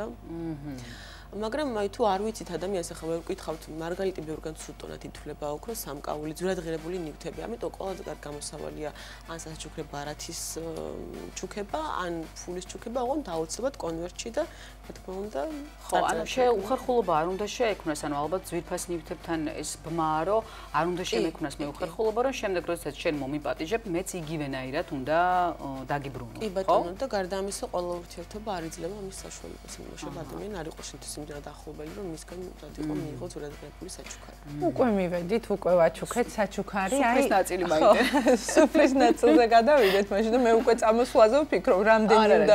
სუფრის ნაწილი, სუფრის ნაწილში როგორი უნდა იყოს. მისაღებია, როდესაც თქვა დიასახლისი ბრაზდება იმაზე, რომ მისი კერძები არ გასინჯეს. ან უცებ აღმოჩნდა, რომ ვინმე ვეგეტარიანელია, ან უცებ აღმოჩნდა, რომ ვინმე ხორცს არ მიირთმევს და ასე შემდეგ. აქ როგორ უნდა მოიქცეთ? როგორც კი სტუმრები მაგიდასთან იკრებებიან და ვსხდებით, ანუ არ ვსხდებით, სანამ მასპინძელი და ყველა სტუმარი არ არის, ანუ არ ვიწყებთ ტრაპეზს. ეს ქართული ამბავია დაძალება, თუმცა ეს დამატებითი დისკომფორტი არა მხოლოდ დიასახლისისთვის, ჩემთვისაც ვიღაც ვეგეტარიანელი ვიღაც, მარხვაზე ვიღაცას ალერგია აქვს რაღაც კონკრეტულ პროდუქტზე და ეს არ უნდა იყოს იძულება ნამდვილად. თუ კი რაღაც გავსინჯე და მოგვეწონა, ძალიან კარგი ტონი იქნება, რომ აღუნიშნოთ, მაგრამ თუ კი ასე არ მოხდა, დიასახლისის მხრიდან არ არის მისასალმებელი, რომ დაგვაძალოს ამა თუ კერძის მით, რომ ისევე როგორც არ არის კარგი ტონი დავეხმაროთ დიასახლის ალაგებაში, ან დავიწყოთ ფუსფუსი, მასთან შეუთანხმებლად. ეს ბევრ ადამიანს დისკომფორტულ სიტუაციაში აგდებს, ბევრს უხერხოთ აგრძნობინებს თავს, ბევრს უბრალოდ აღიზიანებს. ამიტომ აუცილებელია მასთან გადავამოწმოთ. ანუ მის პირად სივრცეში შევდივართ ამ დროს და ხელს ვუსვით. თუ არა მას მიიღოს ჩვენგან დახმარება. ნუ ბევრჯერ რა თქმა უნდა პასუხად მივიღეთ, რომ არის საჭირო, მაგრამ მაინც მასთან უნდა შევათანხმოთ აუცილებლად. თქვენ ახსენეთ დრო წამოსვლაზე ვფიქრობ. აი როცა მიუპატიჟებლად მივდივართ ადამიანთან, ჩვენ ვიცით ხოლმე რომ თუ სახლში ხარ გამოვივლი. მაშინ ყველაზე ოპტიმალურია დავრჩეთ არა უმეტეს 2 საათის. 1-2 საათია რეგლამენტირებული დრო, მაგრამ თუ გვეპატიჟებიან და თან სუფრის ნაწილს აი ვახშამს მოიცავს ჩვენი შეხვედრა, 3-4 საათი და უფრო მეტი ხანით შეგვიძლია დავუყოთ და ეს არ იქნება ცუდ ტონად. ნუ მაგალითად, როდესაც შემოგთავაზებენ კერძები ბუნებრივია დიასახლისი არჩევს, თუმცა როდესაც გთავაზობენ სასმელს ან რაიმე ისეთ რაც თქვათ არდებს სუფრაზე და იქ არ არის. ანუ ამ შემთხვევაში ის რაც შენ გინდა რომ ახსენო არ ჯდება ეტიკეტის ნორმებში თუ როგორ ანუ გეკითხება ღვინოს მიირთმევ თუ ანუ ამ შემთხვევაში უნდა თქვა შენი სურვილი თუ თუ კი გთავაზობს შერჩევის ალტერნატივას, რატომაც არა. ესე იგი მზადაა იმისთვის, რომ პასუხის მოსმენის შემთხვევაში აქვს რაღაც მომზადებული ბარი, საიდანაც შეუძლია თუ გთავაზობს ასეთ არჩევანს, კი ბატონად თუ არა და ალბათ ლოგიკურია თუ არ მოქვს იმის საშუალება შემოგთავაზო რაღაც სხვა სასმელი, ორ ან სასმელს შორის დავსვამ კითხვას, მაგრამ თუ გთავაზობენ კი. ანუ ეტიკეტი არ არის რაღაც აკრძალვების კონსტიტუცია არ არის რა, რომ გვიჭერს პიჯაკი, თუ გთავაზ, უბრალოდ კარგად კომფორტულად უნდა ვიგრძნოთ თავი, ანუ ჩვენი მიზანი რომ მივდივართ სტუმრად რა არის, ხო, პატივისცემის გამოხატვა და თუ კი გთავაზობენ ერთი რამ გამომრჩა და აუცილებლად მინდა ვახსენო, საქართველოს შორის ასე ვთქვათ, არ არის მიღებული ფეხსაცმლის გახდა, როდესაც შევდივართ შენობაში, ოთახში და ამ შემთხვევაში რა ითვლება უფრო დარღვევათ ეტიკეტის ნორმის ანუ კულტურობად რომ გავიხადოთ თუ პირიქით რომ ვთქვათ მოვთხოვოთ ჩუსტები ან რაღაცა ოთახის ყველა ოდიში გაგაწყვეტინეთ კითხვის დასმა ყველა ევროპის ქვეყანაში მიმდინარეობს ტრადიციის დამკვიდრება და ზოგან დამკვიდრებულია თავიანთი ჩუსტებით, ეგრეთ წოდებული ჩუსტები. თავიანთი. უმრად მისვლა. ხა ჩემთვის ეს ძალიან მიუხედავად იმისა, რომ ამას ვამბობ, ძალიან შორს პერსპექტივაში წარმომიდგენია, რომ ეხლა მე ჩემს ჩანთაში ჩავალაგო ჩუსტები და მივიდე. ჩემთვის უფრო კომფორტულია ვიქონიოთ ამ ბახილები, თუ არ ვარ მზად რომ გავიხადო. ბევრს უკვე აქვს მომზადებული ერთჯერადი ჩუსტები. სახლის ფეხსაცმელი ჩუსტებს, რომელსაც ვეძახით, სტუმრებისთვის ბევრი უბრალოდ გვეუბნება, რომ მოგბრძანდით, თუ კი იცის, რომ ხალხმრავალი შეკრება იქნება და მაინც დასალაგებელი იქნება. ჩემთვის უფრო კომფორტულია პირადად ბახილების ტარება, ვიდრე ჩემი ოთახის ჩუსტების ფეხსაცმლის ტარება, ჩანთით იქნება თუ დამატებით რაღაც თანხდებით, რომ ბახილები უნდა ვიქონიოთ და ეს არ არის ცუდი ტონი, არ არის ბახილების შეთავაზება ცუდი ტონი. უნივერსალური გამოსავალი განსაკუთრებით თუ სახლში ბავშვები, იმიტომ რომ ძალიან ხშირად ეხლა მე მაგალითად ყოველთვის მაინც დისკომფორტი მაქვს რომ შევთავაზო ეს ბახილები. ასე მგონია რომ ჩვენთან არ არის ეს რაღაც არ არის დამკვიდრებული კულტურაში და ანუ ჩვენგანაც შეთავაზება რაღაცნაირად ბევრს შეურაცხყოფად მიაქვს ხოლმე გულთან და ამიტომ ვერ ვთავაზობ, მაგრამ კარგი იქნება თუ ყველას გვექნება ბახილები განსაკუთრებით იმ ხალხთან, ვისაც სახლში პატარა ფეხს და ცოცავენ გამოდნებით. კიდევ რა არის ეს მნიშვნელოვანი ფაქტორები, რაც სტუმარ მასპინძლობის დროს უნდა გავითვალისწინოთ და ის რაც თქვათ გვაკლია საქართველოში და აუცილებლად რაღაცნაირად უნდა ვიზრუნოთ ამაზე, რომ უფრო მეტი ადამიანი მოიქცეს ისე კონკრეტულად სტუმარ მასპინძლობის ნაწილში. თუ არის რაიმე ისე. პატივისცემა ყველა ეტიკეტის წესში მთავარი გასაღები არის პატივისცემა. იქნება სტუმარ მასპინძლის თუ სხვა ნებისმიერი ურთიერთობის პატივისცემა და ეს უკვე თავისთავად ალაგებს ბევრ რამეს თავის ადგილას. ვერ მივდივარ დათქმულ ადგილას პატივისცემას გამოვხატავ პირველ რიგში იმ ადამიანისადმი, იმისი დროისადმი და წინასწარ ვაფრთხილებ. ძალიან ცუდი ტონია, როცა ადამიანის შენს რაღაც გათვლა აქვს და არ მიდიხარ ამ ბოლო მომენტში, ან უკვე დამდგარ დროს ეუბნები, რომ ვერ ვახერხებ და ან ჩემი იმედი არ უნდა გქონდეს. ძალიან ხშირად დაწერია ხოლმე ბარათებს უკვე ამჩნევ RSVP, რაც ნიშნავს responsible ფრანგულად, ანუ თუ ვერ ვახერხებთ მისვლას, წინასწარ ვაფრთხილებთ. ან წერილს წერილით პასუხობთ, ან მეილით თუ შორს ვართ. ვაფრთხილებთ აუცილებლად, რომ ვერ მივდივარ და ის ნაკლებ დროს ან ჩვენსთან თვალ სხვას მოიპატიჟებს, თუ რაღაც კონკრეტული რაოდენობა განსაზღვრული, ან ჩვენზე არ ექნება გათვლა. თუ კი რაღაც საღამოს გეგმავს და უნდა რომ ყველამ თავისი მონაწილეობა მიიღოს. პატივისცემა არის გასაღები ყველანაირი ურთიერთობის ეტიკეტში. განსაკუთრებით ეტიკეტის ნაწილში ძალიან დიდი მადლობა მარიამ კეჭაყმაძე, ეტიკეტის კონსულტანტი იყო ჩვენი სტუმარი, ვსაუბრობდით სტუმარ მასპინძლობის ეტიკეტზე და საკმაოდ საინტერესო საუბარი შეგვიძლია. ჩვენს გადაცემაში რადიოს დროა, რადიოში გადავინაცვლოთ, რადიო 104 და 5 შეგიძლიათ მომართოთ.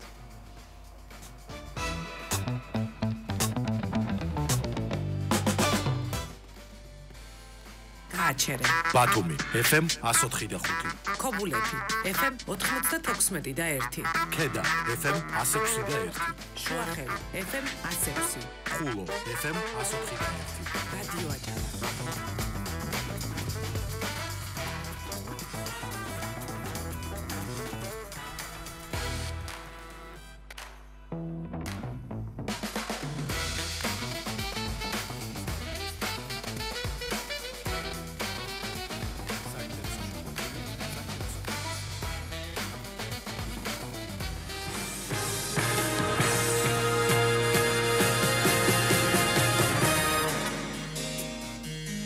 დილამშვიდობისა, მივესალმებით ტელემაყურებელს, წარმატებებს გისურვებთ ყველას. წელს 130 წელი შესრულდა მან შემდეგ, რაც ქალაქ ბათუმის სათათბირომ 1895 წელს ქალაქის თავი პირველად აირჩია და ეს პიროვნება ლუკა ასათიანი იყო, რომელმაც დიდი ღვაწლი დასდო ქალაქის განაშენიანებას.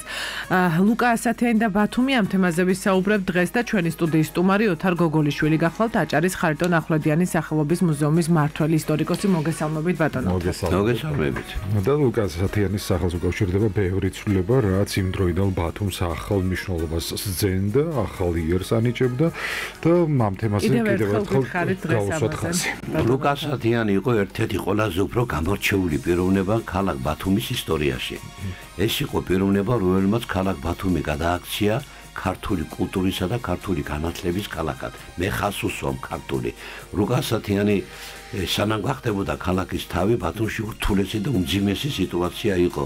დაჩაგრულ სიტუაციაში მდგომარეობაში იყვნენ ქართველები და უბრალოდ არაქართული, ესე იგი მოსახლეობა უფრო ჭარბობდა, რომელიც აგრესიულად იყო განწყობილი ქართველების მიმართ. წარმოუდგენელი ამბავი იყო თვით ლუკა ასათიანის პიროვნების გამარჯვება ბათუმში. აქ იმდენი ხელშეშლილი პირობები დახვდა ლუკა ასათიანს და ისე რთულ და ისე მძიმე და ისე თუ შეიძლება ითქვას მართლაც გამოუვალ ესე იგი სიტუაციაში მოხდა მისი არჩევა, რომ ეს ყოვლა წარმოუდგენელია. ჯერ ერთი ისიც უნდა ითქვას, რომ ლუკა ასათიანი იყო ძალიან ცნობილი პიროვნება იმ დროინდელ საქართველოში. ის 12 წლის განმავლობაში იყო ქალაქ ქუთაისის ქალაქის თავი და ძალიან ცნობილი პიროვნება იყო როგორც კავკასიის თვითმმართველობაში, კავკასიის თვითმმართველობის ესე სისტემაში და მთავარ მმართველებთან ძალიან კარგი ურთიერთობა ჰქონდა, ასევე რუსეთის იმპერიას იცნობდა მას როგორც უაღრესად ნიჭიერ ჭკვიან და სამეურნეო მოღვაწეს, მაგრამ ბათუმში სხვანაირი სიტუაცია იყო, სხვა სიტუაცია იყო. იქ ქართველი კაცის ქალაქის თავად გასვლა წარმოუდგენელი იყო. ამიტომ ძალიან ბევრი გააკეთეს. ესე იგი ლუკა ასათიანის მომხრეებმა ბათუმში პირდაპირ შემიძლია დავასახელო დავით კლდიაშვილი, გრიგოლ ვოლსკი, ივანე მესხი და თვითმმართველობის წევრები, ხმოსნები, დუმბაძე, ნაკაშიძე ჩამოთვალზე ეს ის პიროვნება იყო, რომელმაც ლუკა ასათიანი ყველაფერი იღონეს, რომ ჩამოსულიყო ბათუმში და კეჭი იყარა ბათუმის ქალაქის თავად. ასევე უნდა ითქვას, უდიდესი ქართველი ერის უგვირგვინო მეფის გილია ჭავჭავაძის მხარდაჭერა ლუკა ასათიანისადმი და ასევე ცნობილი ქართველი სამეურნეო მოღვაწეს, ცნობილი პიროვნების ქალაქ ფოთის მერის, ლეგენდარული მერის ნიკო ნიკოლაძის მხარდაჭერა. ეს ისეთი ხალხი იყო, რომლებსაც ძალიან დიდი ავტორიტეტი ჰქონდა და ყველაფერი გააკეთეს, რათა ლუკა ასათიანი ჩამოსულიყო ბათუმში 1895 წელს და ეყარა კენჭი თვით ილია ჭავჭავაძე ჩამობრძანდა ბათუმში. პირდაპირ იჯდა საბრძოლოში და ერთი წამითაც არ მოშორებია საარჩევნო ყუთს. ქართველებმა გაიმარჯვეს, ეს იყო უდიდესი გამარჯვება, უდიდესი წარმატება, ამით რა თქმა უნდა, ესე იგი დაბოღმენ და თუ შეიძლება ითქვას ბჭყალები, მაგრამ ბჭყალებში, მაგრამ შეიძლება ბჭყალების მოხსნა გადაინტერეს სხვა შოვინისტი, ესე იგი მოღვაწეები, რომლებიც იმ დროს ბათუმის გენერალ გუბერნატოროში და სხვა ესე იგი სახელმწიფო უწყებებში იყო მოკალათებული. ლუკა ასათიანის მოღვაწეობა იყო წარმატებული, იყო ძალიან მნიშვნელოვანი და თუ დღეს ბათუმი არსებობს ერთ-ერთ მნიშვნელოვან ქალაქად შავი ზღვის პირეთში და ის შესანიშნავი დიდებული რაღაც გამორჩეული შენობები, რომელიც ბათუმის სავიზიტო ბარად წარმოადგენს, ეს ლუკა ასათიანის დროს არის გაკეთებული. ლუკა ასათიანის დროს დაიწყო ბათუმის აყვავების ხანა.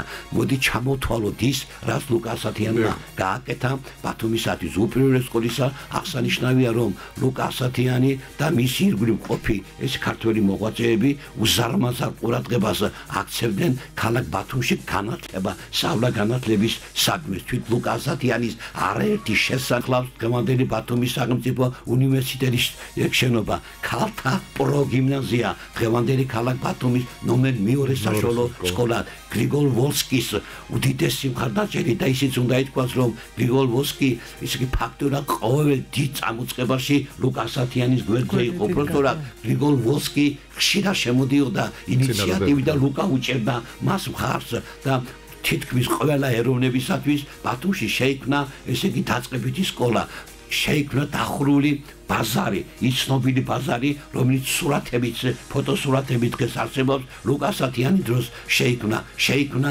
ლომბარდი და რაც მთავარია და მნიშვნელოვანია, ლუკა ასათიანის დამსახურება უდიდესი და განუმეორებელია ბათუმის, თუ შეიძლება ითქვას, ესე გაწმენდასი მალარიისაგან. მალარიის გაწმენდასაც რას ნიშნავს ბათუმში მძვინვარებდა მალარია, თითქმის ყველა 10 წელიწადში ერთხელ მალარია ესე იგი იფეთქებდა და ძალიან მრავალი სიცოცხლეს იწირავდა ის.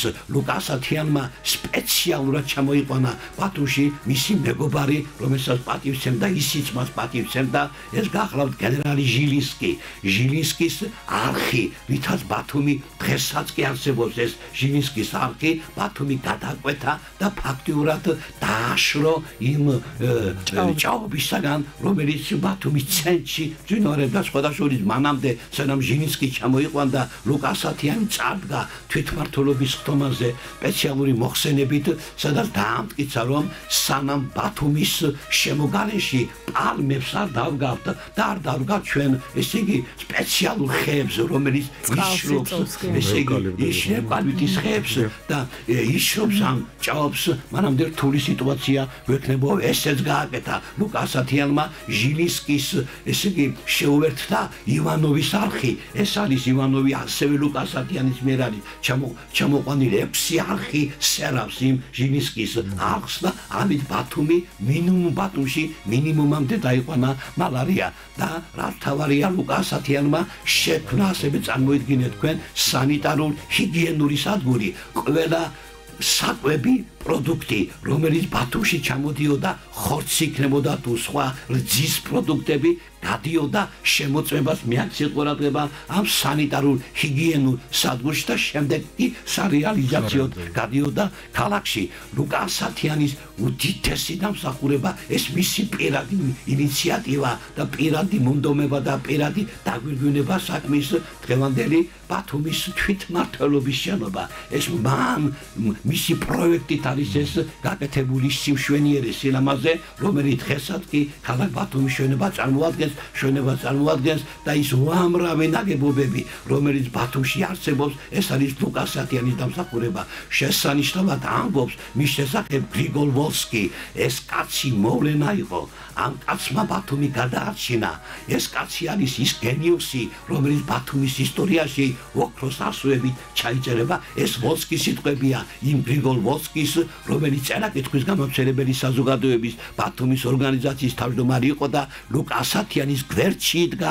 ეს კი მისი ჩამოსვლიდან მის მოულოდნელ გარდაცვალებამდე 1901 წლამდე. და საოცარი ამბავია ეს, რომ 130 წელი შესულდა მას შემდეგ, რაც ქალაქ ბათუმის სათათბირო რომ 1895 წელს ქალაქის თავად აირჩია ლუკა ასათიანი და დღეს მასზე ასე საუბრობენ ასეთი პატივისცემით, სწორედ იმ საქმეების გამო, რომელიც მან ამ ქალაქისთვის გააკეთა და ჩვენი ვალიც სწორედ ეგ არის, რომ გვახსოვდეს ასეთი სახელი და გვარები და არ მივცეთ დავიწყებას. მადლობა ბატონოთა, თქვენ რომ იყავით ჩვენთან ერთად და კიდევ ერთხელ საზოგადოებას მივაწოდეთ ინფორმაცია ძალიან მოკლედ, მაგრამ საკმაოდ ამომწურავა ლუკა ასათიანის მოღვაწეობის შესახებ ჩვენს ქალაქში.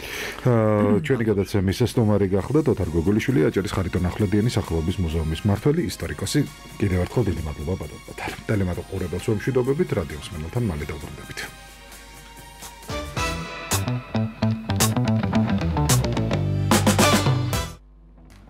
ძალიან დიდი მადლობა რადიოს ყოველდღიურად ჩვენს გადაცემაში, რადიოს 4 და 5 თეონა ზედანია და ილო შავიშვილი პატარა ჩართვას აკეთებენ, რომელიც შეგიძლიათ მოისმინოთ სტუმართან ერთად და რა თქმა უნდა მოსმენაც გააგრძელოთ რადიოსი თქვენს ავტომობილებში, მომართეთ რადიო 4 და 5 აჭარაში. რაც შეეხება ჩვენს მომდევნო თემას, ვაგრძელებთ გადაცემას ძალიან საინტერესო თემით. ბათუმის საზღვაო ნავსადგურში ერთ სივრცეში შეიკრა ზღვის ისტორია და თანამედროვე ხელოვნება. დღეს ოფიციალურად გაიხსნა ნავსადგურის ახალი კორპორატიული საგამოფენო სივრცე, ბათუმის საზღვაო ნავსადგურის მუზეუმი, რომლის პირველ ექსპოზიციას ბათუმელი მხატვრების ნამუშევრები ამშვენებს. პორტი, ქალაქი და სხვა. სწორედ ამ თემებზე შექმნილი ტილოები გახსნის დღიდანვე ახალ მუზეუმს განსაკუთრებულ ატმოსფეროს ქმნის. ნახოთ ლილიანა საითაძის რუბრიკა მეზღვაურის დღიური. ნახოთ და სტუმართან ერთად დაგიბრუნდებით.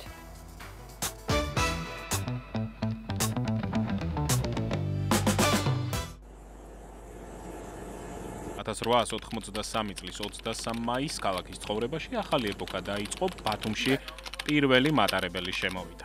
1891 წლის 12 მარტის გადაწყვეტილებით ნავსადგურის შემოსავლის 1/5 ნაწილი ქალაქის განაშენიანებასა და ქუჩების კეთილმოწყობას დაეთმო. 1892 წლის 22 აგვისტოს ბათუმის ნავსადგურიდან სამყაროში პირველი ტანკერი სუეცის არხის გავლით სინგაპურისკენ მიემართება.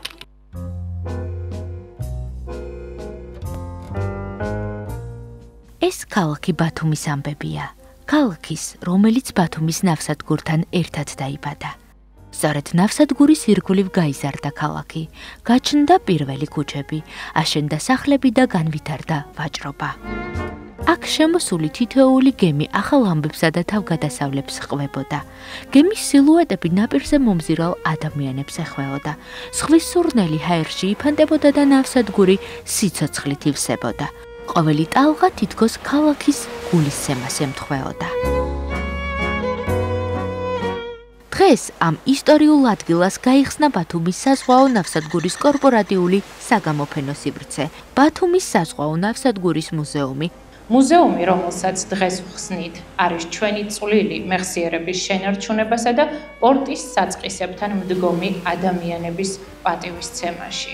აქ ერთმანეთს შეხვდა ისტორია და ხელოვნება. მუზეუმში ვიზიტორებს შესაძლებლობა აქვთ ნავსადგურის შენობის მე-18 სართულიდან შეიგრძნონ ქალაქის სული, დაინახონ გემების ცვალებადი მოძრაობა და ზღვის მელოდიური ფერების თამაში. 2023 წლის ბოლოს ბათუმის ნავსადგურის ამჟამინდელი ხელმძღვანელობის გადაწყვეტილებით გადაწყდა ბათუმის საზღვაო ნავსადგურში ყოფილიყო სამუზეუმო საექსპოზიციო სივრცე. აქედან წამოვიდა ეს იდეა, რომ ბათუმის ნავსადგურს მრავალწლიანი ფუნქციონირების განმავლობაში ყველა თავისი ეტაპი რაღაც ფაქტობრივად აესახა აი ამ საექსპოზიციო სივრცეში. და 2024 წელს აქტიურად დავიწყეთ მუშაობა სხვადასხვა ისტორიული საარქივო მასალების მოძიების. და როდესაც სხვადასხვა ისტორიული საარქივო მასალების მოძიება სრულდებოდა, მხატვრებმა ზურა კოჩალიძემ და გურამ გუჯობიძემ აქტიურად დაიწყეს მუშაობა მაკეტზე ბათუმის სანაპირო, სადაც გააცოცხლეს ბათუმის საზღვაო ნავსადგური და მისი მიმდებარე ტერიტორია ოსმალური პერიოდიდან დღემდე. ზურა კოჩალიძე და გურამ გუჯობიძე გამორჩეულად საყვარელია აღნიშნული მუზეუმისთვის, იმიტომ რომ ამ ადამიანებმა ჩვენთვის შექმნეს პირველი ექსპონატი. 4 თვის განმავლობაში ისინი ქმნიდნენ ბათუმის ნავსადგურს. ხება ჩვენ დიორამას აი ბათუმის მაკეტს ეს კალბატონი თამარი შემოგვეხმიანა და შემოგთავაზა რომ თუ შეგიძლიათ აი ამისი გაკეთება. მე და ზურას ქონდა უფრო მეტი გამოცდილება აი ამაში და შევეხმიანე ზურას და აი ეს შევქმნით ძალიან არ იყო ისე ადვილი, მაგრამ ყოველ შემთხვევაში ძალიან ისეთი სამუშაო თან გვსიამოვნებდა, თან წვალობდით რაღაცეებზე, მაგრამ მაინც მთლიანობაში მაინც კმაყოფილი ვიყავით. ყველანაირად ვცდილობთ, რომ ბათუმი გამოგვეხატა, როგორიც გვახსოვდა. აი ეს ჩვენი დღევანდელი ბათუმი, თანამედროვე წარსულის ბათუმი და რა ვიცი, ამაში ძალიან დიდი მუშაობა დაგვჭირდა. ყველანაირად ფოტოების, არქივების მოძიება, რა ვიცი, ძალიან ბევრი მუშაობთ მართლა, მაგრამ მე მგონი შედეგი არის ახეზე, რა ვიცი, აბა. ყველაზე ძველი ოსმალური პერიოდი, რომელიც ფაქტურად ფოტო არ არსებობდა, მაგრამ რაღაც ძველი აი სტამბოლის არქივიდანაც კი გამოგვიგზავნეს, აი დავუშვათ მაიაკის და აი მეჩეთის გეგმა. ნახაზი მასშტაბებით, რითაც ჩვენ ავაწყეთ ეს და ეს ძველი შენობები, აი ეს ძველი სცენარებიდან დაწყებული აი ეს ყველა ქუჩები. ბათუმის საზღვაო ნავსადგურის მუზეუმის გახსნასთან დაკავშირებით ასევე გაიმართა ბათუმელი მხატვრების გამოფენა, რომელიც გადმოსცემს ქალაქის განსაკუთრებულ ატმოსფეროს, ზღვის პირას ცოცხალს, ემოციურს და მუდმივად ცვალებადს. გახლავთ არჩილ მალაყმაძე, ბათუმელი მხატვარი. დაახლოებით 2-3 დღის შუალედში მაქვს შექმნილი თითოეული ეს ნამუშევარი. აი მე ასე მგონია და მე ასე ვფიქრობ, რომ ბათუმელი ზღვის და ზღვის პეიზაჟების გარეშე უბრალოდ წარმოუდგენელი. შესაბამისად, მე ეს სიყვარული, რაც ჩვენ ქალაქს გააჩნია, და ის ქალაქის ხედები, რომელიც ზღვიდან ძალიან კარგად აღიქმება და ჩანს, მაქსიმალურად ჩამექცევა ჩემს ნამუშევრებში.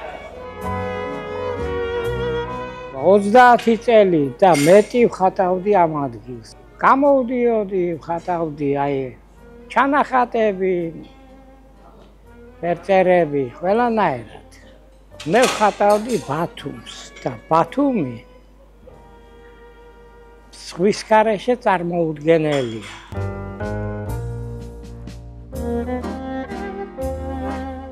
რა თქმა უნდა ვხატავ ზღვას ფერებში, მაგრამ ზღვას როცა დახატავ, იქ სინათლე, სულ სხვანაირად როგორც ნამუშევარი აქვს ახლა შესანიშნავი ნამუშევრები. ხედავთ. არა, ეს სხივებია ძალიან ისეთი, მაგრამ მე ამდენი არ მინდა. ამდენი სხივები მინდა, რომ ოდნავ ბევრი რამის დანახვაც არ მინდა. რაღაც გარკვეულად ნახო ის ობიექტი, ის იდუმალება, სადღაც მიჩქმალული, მიმალული შეიძლება კიდევაც და რაღაცა პატარა სხივი ანათებს. ესა ჩემი მხატვრობა. რაც შეეხება მხატვარ მიხეილ დანილოვს, ძალიან ემოციურია ამბავი, რომელიც უნდა გიამბოთ, რომ ჩვენი თანამშრომლები არიან ანდრეი და ანა დანილოვები, რომელთა მამაც გახლავთ მარინისტი მხატვარი.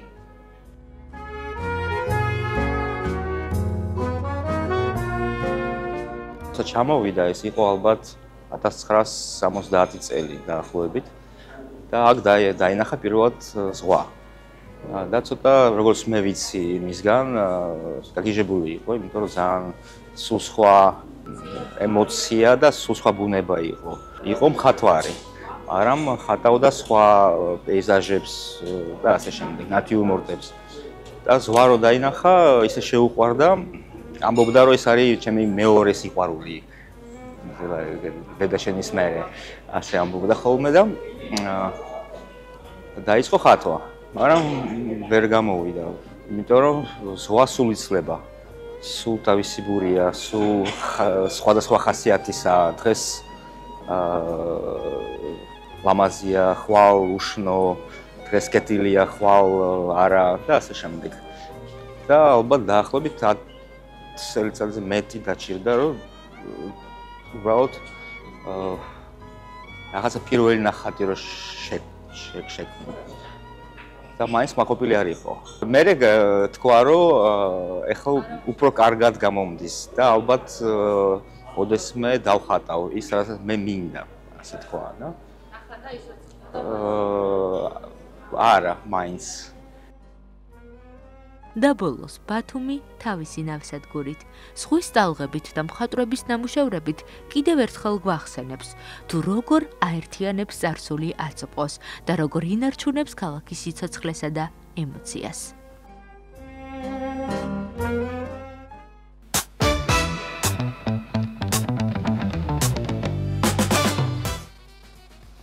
ძალიან საჭირო და საინტერესო სივრცე შეემატა ბათუმის საზღვაო ნავსადგურს მუზეუმის სახით და დღეიდან უკვე პრინციპში შეიძლება დამთვალიერებლებს რომ მივიდნენ და დაათვალიერონ ეს არაჩვეულებრივი გამოფენა, რომელიც ზღვას და ბათუმის პორტს ეხება. ძალიან დიდი მადლობა ლილიანას, ჩვენ კი ვაგრძელებთ გადაცემას საინტერესო თემით ასევე. ჩვენს ქვეყანაში კვლავ გამოწვევად რჩება არაფორმალური თვითდასაქმება და ისეთ რესურსებზე დაბალი ხელმისაწვდომობა, რაც სპეციალისტებს თვითდასაქმების ფორმალიზებისკენ მოტივაციას გაუსრთის. სწორედ ამიტომ აჭარის დასაქმების სააგენტოს მიერ დასაქმებისა და თვითდასაქმების ხელშეწყობის პროგრამა განხორციელდა. სწორედ თუ როგორ, სწორედ ამაზე ვისაუბრებთ ახლა სტუმართან ერთად აჭარის დასაქმების სააგენტოს ბათუმის განყოფილების უფროსი სპეციალისტი ანა კვაჭაძეა დღეს ჩვენი სტუმარი. დილამშვიდობისა. მოგესალმებით.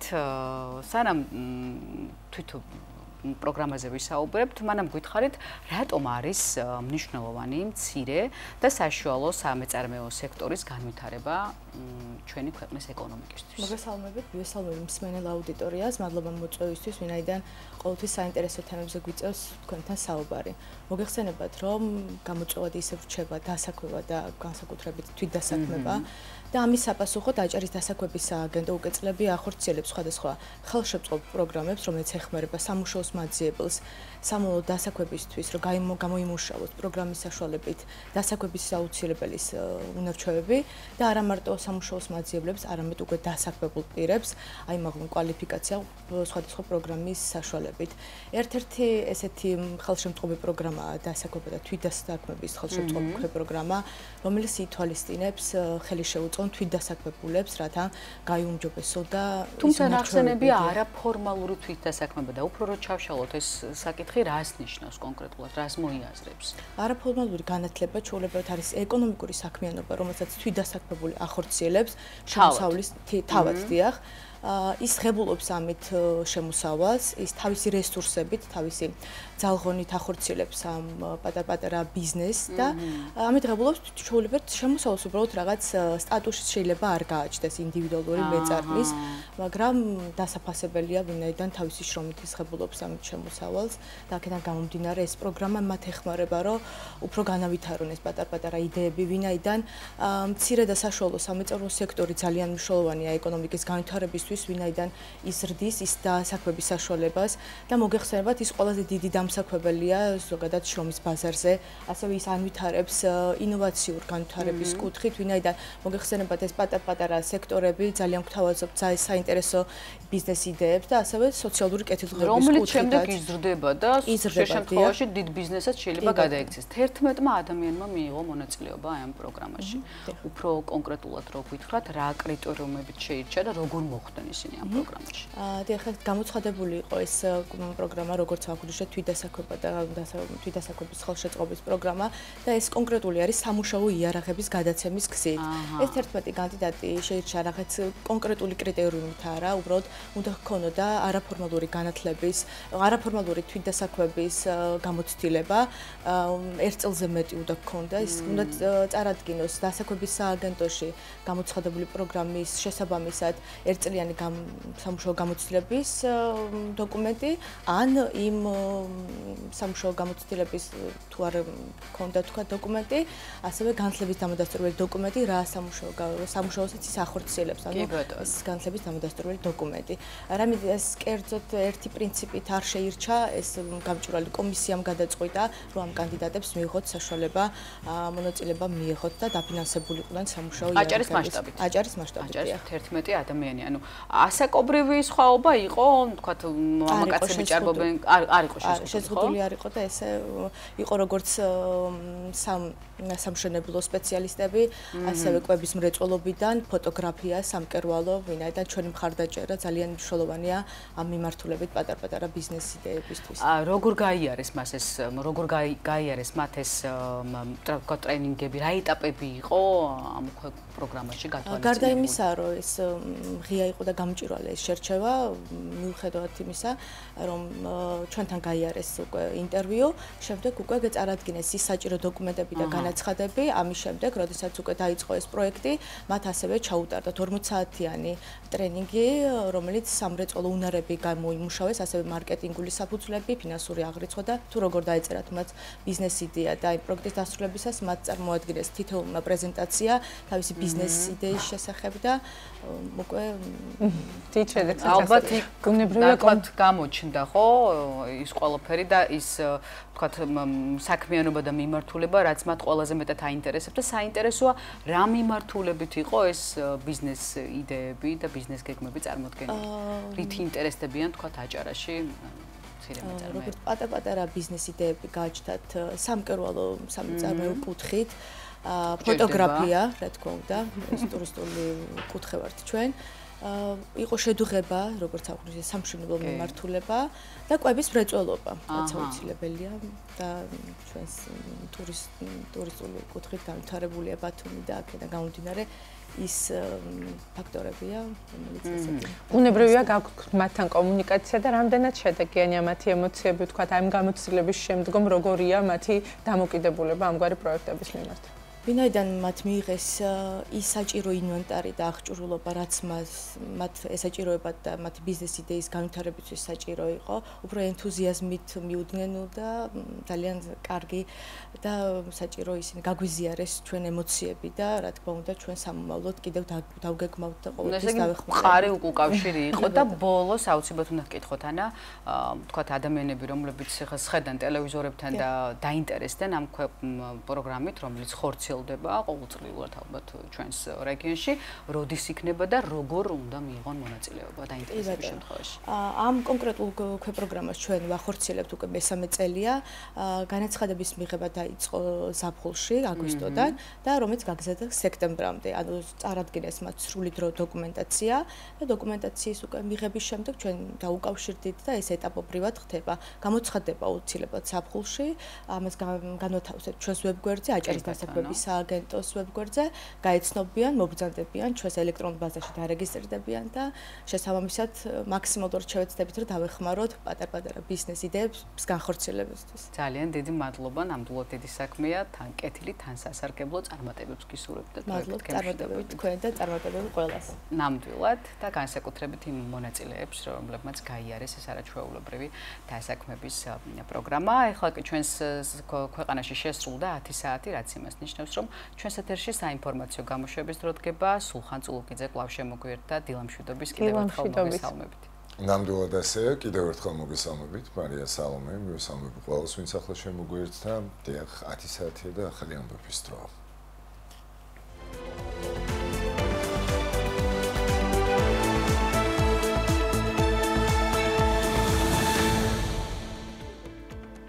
შინაგან საქმეთა სამინისტროს თანამშრომლებმა 19 ნოემბერს საქართველოს ადმინისტრაციულ სამართალდარღვევათა კოდექსის შესაბამისად აქციის 13 მონაწილე დააკავეს.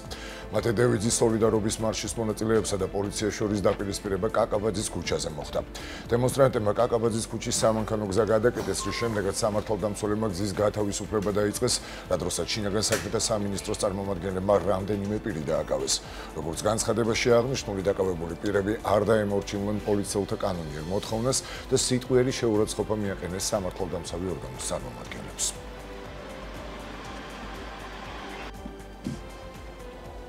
საქართველოში სომხეთის პრეზიდენტი დელეგაციასთან ერთად ორდღიანი ოფიციალური ვიზიტით იმყოფება.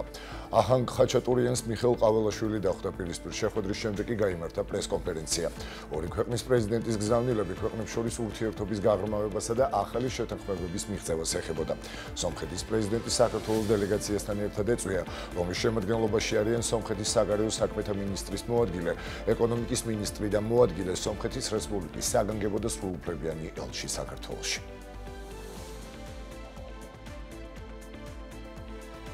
ადამიანის უფლებებთან დაკავშირებით დაგეგმილი დიალოგის გადადებას გამოეხმაურნენ ქართულ ოცნებაში და აცხადებენ, რომ ეს გადაწყვეტილება უსაფუძვლოა და ევროპის მხრიდან იქნება მიღებული. ქართულ მხარეს კი დელეგაცია უკვე დაკომპლექტებული ჰყავდა. მათი განმარტებით, ყველა მონაწილე პირი ცოდნისა და კომპეტენციის ფარგლებში შეირჩა და დიალოგის გაუქმების მიზეზი მათთვის უცნობია.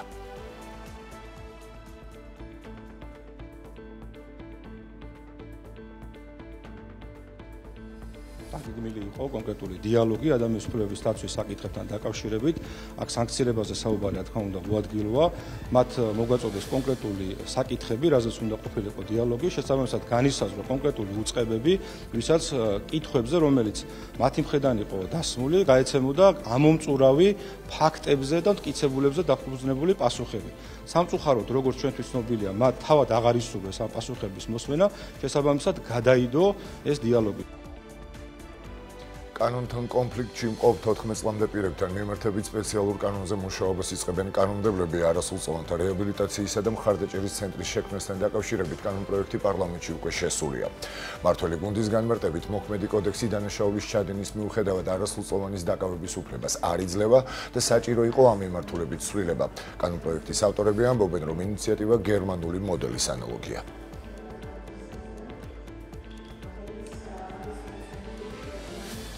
საქართველოს პრემიერ-მინისტრმა ერთ-ერთ ინტერვიუში ევროპის დიალოგის შეაფასა და განაცხადა, რომ ევროპული ბიუროკრატია გაურბის დიალოგს. ირაკლი კობახიძის განცხადებით, გამზადებული იყო ინფორმაციას და სამთავრობო ჯგუფი მზად იყო ევროპულ ბიუროკრატიასთან გულწრფელი დისკუსიისთვის. პრემიერის განცხადებით, ისინი გაურბიან დისკუსიას, გაურბიან მსჯელობას და საბაბს ეძებენ იმისთვის, რომ ნებისმიერი ტიპის დისკუსია ჩაშალონ. მთავრობის მეთაურის თქმით, დელეგაციის დაკომპლექტება ხდება სწორედ ცალკეულ საკითხებზე კომპეტენტური ადამიანებით. დასცინა, რომ სწორედ ამ პრინციპით ირჩევა დელეგაცია და არა მითითებებით ევროპიდან.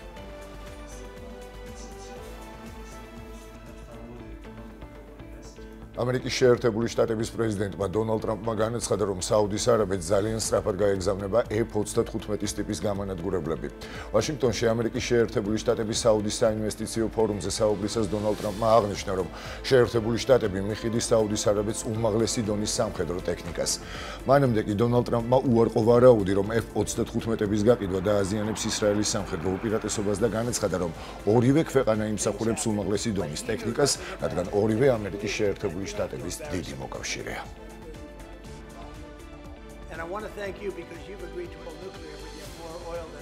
ამერიკის შეერთებული შტატების არმიის მდივანი დენიელ დრისკოლი და არმიის შტაბის უფროსი გენერალი რენდი ჯორჯი კიევში უკრაინელ მაღალჩინოსნებს შეხვდნენ. კიევში ამერიკის შეერთებული შტატების საელჩოს განცხადებით, დრისკოლი და ჯორჯი მონაწილეობენ ფაქტების დამდგენი მისიის ფარგლებში. შეხვედრებზე გადაღებულ ფოტოებზე ჩანს, რომ მოლაპარაკებებში მონაწილეობენ როგორც უკრაინის თავდაცვის მინისტრი დენის შმიხალი, ასევე შეიარაღებული ძალების მთავარსარდალი გენერალი ალექსანდრ სირსკი. უკრაინელი ოფიციალური პირების სოციალურ ქსელებში გამოქვეყნებული პოსტების თანახმად, ამერიკის შეერთებული შტატების დელეგაციას მიეწოდა ინფორმაცია რუსეთის მიერ ჯარების გაზრდის, მიმდინარე შეტევითი ოპერაციებისა და საცხოვრებელ უბნებზე სარაკეტო დარტყმების შესახებ, რამაც მშვიდობიანი მოსახლეობის მხრიდან მსხვერპლი გამოიწვია. განხილულ თემებს შორის იყო უკრაინის საჰაერო და სარაკეტო თავდაცვის გაძლიერება, შორ მანძილზე მოქმედი დარტყმები და ასევე თავდაცვის ძალების პერსონალის ტრენინგები.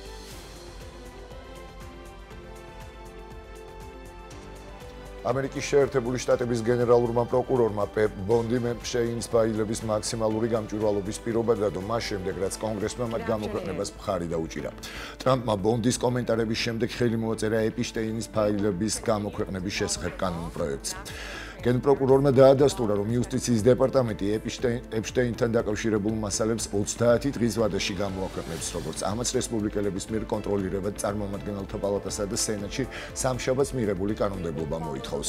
მასალა შეუძლია მეტი შუქი მოხმინოს ეპშტეინის საქმიანობას, რომელიც 2008 წელს არასრულწლოვნების პროსტიტუციის ბრალდებით გასამართლებამდე ტრამპთან და სხვა ცნობილ ფიგურებთან ურთიერთობდა. ტრამპის ბევრი ამომრჩეველი თვლის, რომ მისმა ადმინისტრაციამ დამალა ეპშტეინის კავშირები გავლენიან ფიგურებთან და დამალა დეტალები მისი გარდაცვალების შესახებ, რომელიც თვითმკვლელობად მიიჩნიეს. მანჰეტენის ციხეში 2019 წელს, როდესაც მას სექს ტრაფიკინგის ბრალდება წაუყენეს. Good afternoon.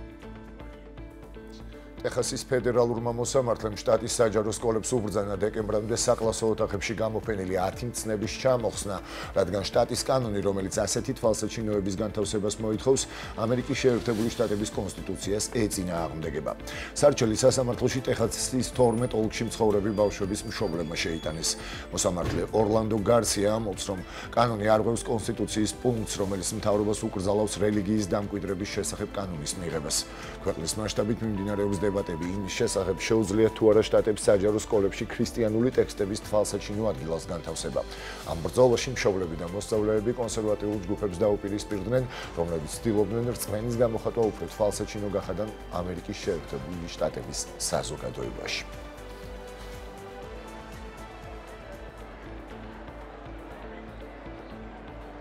იაპონიის სამხრეთ სანაპირო ქალაქ ოიტაში მასშტაბურმა ხანძარმა ერთი ადამიანის სიცოცხლე შეიწირა და 170-ზე მეტი შენობა გაანადგურა. 2 დღის განმავლობაში ხანძრის წინააღმდეგ ბრძოლაში სახანძრო ვერტმფრენები იყო მობილიზებული. ეს თითქმის ნახევარი საუკუნის განმავლობაში ქვეყნის ყველაზე მასშტაბური ურბანული ხანძარი გახდა. ხანძრის გამო ადგილობრივი მაცხოვრებლები ახლომდებარე თავშესაფრებში გადაიყვანეს. ცეცხლის სამშაბათს საღამოს გაჩნდა და 48,900 კვადრატული მეტრი ფართობი გაანადგურა, რაც დაახლოებით 7 საფეხბურთო მოედნის ხელაა. იაპონიის ხანძარსაწინააღმდეგო და კატასტროფების მართვის სააგენტოს მონაცემებით ხანძრის გამომწვევი მიზეზების გამოძიება მიმდინარეობს. ადგილობრივი მედიის ინფორმაციით ცეცხლის სავარაუდო ძლიერი ქარის გამო ასევე გავრცელდა ახლომდებარე ტყიან ფერდობებზე და სანაპიროდან 1 კილომეტრის მოშორებით მდებარე დაუსახლებულ კუნძულზე.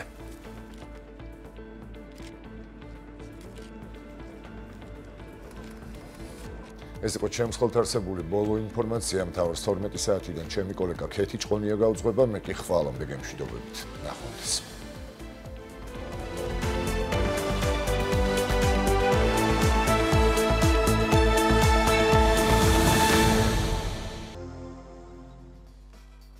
დილამ შვიდობისა ისევ და ისევ მოგესალმებით. თქვენ დილის ხრის ნახევრიდან დილის გადაცემა დილის წალვას უყურებთ. სტუდიაში მარიამ ჟავანეც და სალომე სურმანიძე ვიმუშავებთ 11-ის ნახევრამდე. თვალი გადაულო თუ რას ვიხილავთ გადაცემის მესამე ნაწილის ანონსში.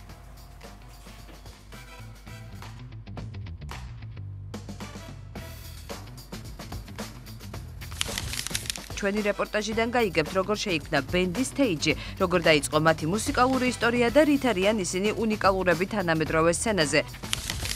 ბათუმის სახელმწიფო მუსიკალური ცენტრის სოლისტები ბულგარეთში გასტროლით იმყოფებოდნენ, სადაც ქართული და მსოფლიო კლასიკური ნაწარმოებები შეასრულეს. სტუდიაში სტუმრებთან ერთად გავიგებთ, როგორ ჩაიარა კონცერტმა და რა ემოციებით დაბრუნდნენ მომღერლები გასტროლებიდან.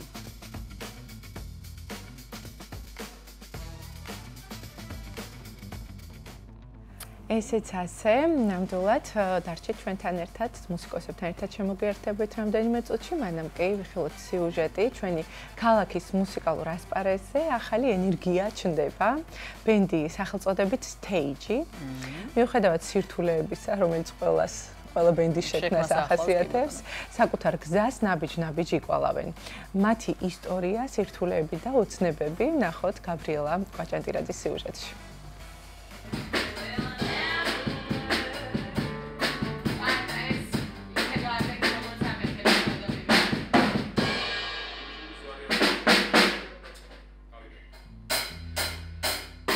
ახლა თან დაკავშირებითაც ვიტყვი, რატომ მაინც და მაინც სახელწოდება stage-ი. გულახდილი ვიქნები და თავდაპირველად საერთოდ სხვა სახელი გვერქვა. ეს იყო new wave-ი, ბიჭებმა რაღაც ექსპრომტად რეპეტიციის ძველობისას მკითხეს, რომ აი რა დავერქვათ და სადღაც 10 წამში ზუსტად დაუფიქრებლად, მოდი new wave-ი იყოს თქო, იმიტომ რომ wave ტალღა ასოცირდება ბათუმთან, ზაფხულთან, new სიახლე და ნუ მოკლედ ძალიან მარტივად შევჯერდით, რომ ქვია ახალი ტალღა. თუმცა რეპეტიციები, როდესაც მიმდინარეობდა, მეორე თუ მესამე რეპეტიციაზე უცებ წამოიჭრა დრამერისგან ესეთი იდეა, რომ მოდი stage-ი დავერქვათო და რაღაცა 4-ვე მესე შევხედეთ, რომ უიკა რა კარგად ჟღერს და დავერქვით სცენა. და მე ვფიქრობ, ეს სახელი დღეს წარმოგვაჩენს ფანტასტიურად, იმიტომ რომ აი არ მახსოვს ლაივი, სადაც ჩვენ პასუხისმგებლობით და მაქსიმალური ძალით და ენერგიით არ გვემღეროს, იმიტომ რომ მუსიკოსისთვის ვფიქრობ ზოგადად არ აქვს მნიშვნელობა, როდესაც შენ ორი მსმენელი გყავს თუ დარბაზია სავსე, იქ მაქსიმალურად უნდა წარმოაჩინო შენი თავი. stage სცენა არის მუსიკოსისთვის ყველაზე კარგი და კომფორტული სივრცე და პირველ რიგში მუსიკოს მოეთხოვება სცენიურობა. ასე ვიტყოდი. ამიტომაც მე ვფიქრობ საკმაოდ მკაფიოდ გამოგხატავს ჩვენ ეს სახელი დღესდღეობით. მუშაობთ ერთად პერიოდ სახელმწიფო ანსამბლში მღერიან პატა, კოჩა. მე მღერი ვარ მერის ანსამბლში, სამხატვრო ხელმძღვანელი ვარ ხალხური სიმღერების, მაგრამ გადავწყვიტეთ რაღაც ახალი გაგვეკეთებინა. ეს რაღაც გოჩა მოიტანეს იდეა რომ გაგვეკეთებინა ბენდი, შევიკრიბეთ და ბევრი ბენდია მართალია ბათუმში, მაგრამ ჩვენ ის გაგვანსხვავებს რომ ჩვენ ხუთივენი მღერი ვართ, თან გადასარევი მომღერალი გოგო ყავს და ეს დრამერიც მღერის ჩვენთან. ბევრი ბენდია, მაგრამ დრამერი ამღერის ჩვენთან, დრამერის მღერის და რაღაც ვთილობთ რომ პროგრამა ესეთი გავაკეთოთ. რომ ყველასთვის რაღაც საინტერესო იყოს და ყველა მსმენელისთვის, ანუ ასაკობრივ მას ვაგო, ასაკოვანმაც მოგვისმინოს, ახალგაზრდამაც მოგვისმინოს, თინეიჯერმაც მოგვისმინოს და რაც ვართობთ ხალხ და ჩვენს ვერთობით და სიამოვნებას ვეღლობთ ამით ძალიან დიდს. ბათუმი მოგეხსენებათ არის ტურისტული ქალაქი და ჩვენც ვცდილობთ რომ მუსიკას შეუსაბამოთ ამ ყველაფერს. ცოტა ძნელია ყველას მოაწონო ჩვენ რასაც რა შემოქმედებით რასაც ჩვენ ვაკეთებთ, ძნელია ყველას მოაწონო ეს ყველაფერი, მაგრამ გვინდა რომ ხალხში მეტად ამაღლდეს დონე მუსიკის მიმართ და ყველაფერს ამას ვცდილობთ ჩვენ. ხარისხიანი მუსიკა. ხარისხიანი მუსიკა. ჩვენი რეპეტიციები სიმღერის პროცესი, სიმღერის კეთების პროცესი მინდანერობს როგორც ყოველთვის ჩხუბით, ერთმანეთს კამათით, როგორც ყოველთვის, მაგრამ ეს კამათი არის გამართლებული, რა თქმა უნდა, იმიტომ რომ სიმღერა კეთდება ხარისხიანად, სიმღერა კეთდება აი იმ დონეზე, რა დონეზეც გვინდა რომ წარმოუშვეთ მაყურებლის წინაშე და რა თქმა უნდა, არავისზე ნაკლები რო არ იყო ჩვენი შესრულებული ისა თუ ეს სიმღერები, რა თქმა უნდა, ჩვენებური ვერსიებია, ყველა რაც ჩვენ უკრავთ, რასაც ჩვენ უკრავთ, ჩვენებური ვერსიებია. ვეცდებით რომ ჩვენებური გავაკეთოთ და არანაირი მიბაძვები არ იყოს იმ თუ ამ სიმღერაში. ბათუმი საკმაოდ პატარა ქალაქია. ასე თუ ისე მაინც საკმაოდ მრავლად არის ნიჭიერი ხალხი აქ და ვიტყოდი რომ ეს ნიჭიერი ხალხი აქტიურად ცდილობს რომ რაღაც ახალი შემოიტანოს. ამ შემთხვევაში ბენდებზე გვაქვს საუბარი და ძალიან დიდი კონკურენცია იყო ამ ზაფხულს, გასულ ზაფხულსაც ესე მახსოვს. იყვნენ ჩამოსულები თბილისიდანაც კი, აღმოსავლეთიდანაც იყვნენ ბენდები ჩამოსული. მე ვფიქრობ, ასე თუ ისე ვალდებულება გვაქვს ბენდებს, რომ რაღაც განსხვავებული ინტერპრეტაციით შევთავაზოთ მაყურებელს, იმიტომ რომ ეს არ იყოს მოსაბეზრებელი.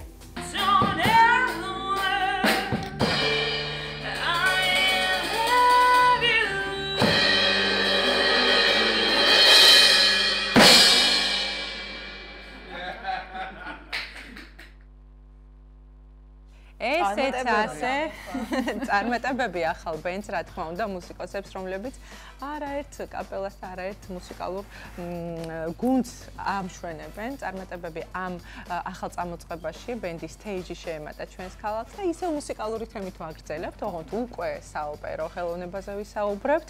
16 ნოემბერს ბულგარეთის ქალაქ რუსეს საოპერო თეატრში ბათუმის სახელმწიფო მუსიკალური ცენტრის საოპერო დასმა ოფიციალური მიწვევით საგასტროლო კონცერტი გამართა. როგორც გვჩვევია ქართველებს, ქართულმა ნიჭმა და ხმამ მსმენელზე განსაკუთრებული შთაბეჭდილება მოახდინა. ქალაქ ბათუმსა და ქალაქ რუსეს შორის კულტურული თანამშრომლობის გაღრმავების მემორანდუმიც გაფორმდა. თემაზე სტუმრებთან ერთად ვისაუბრებთ.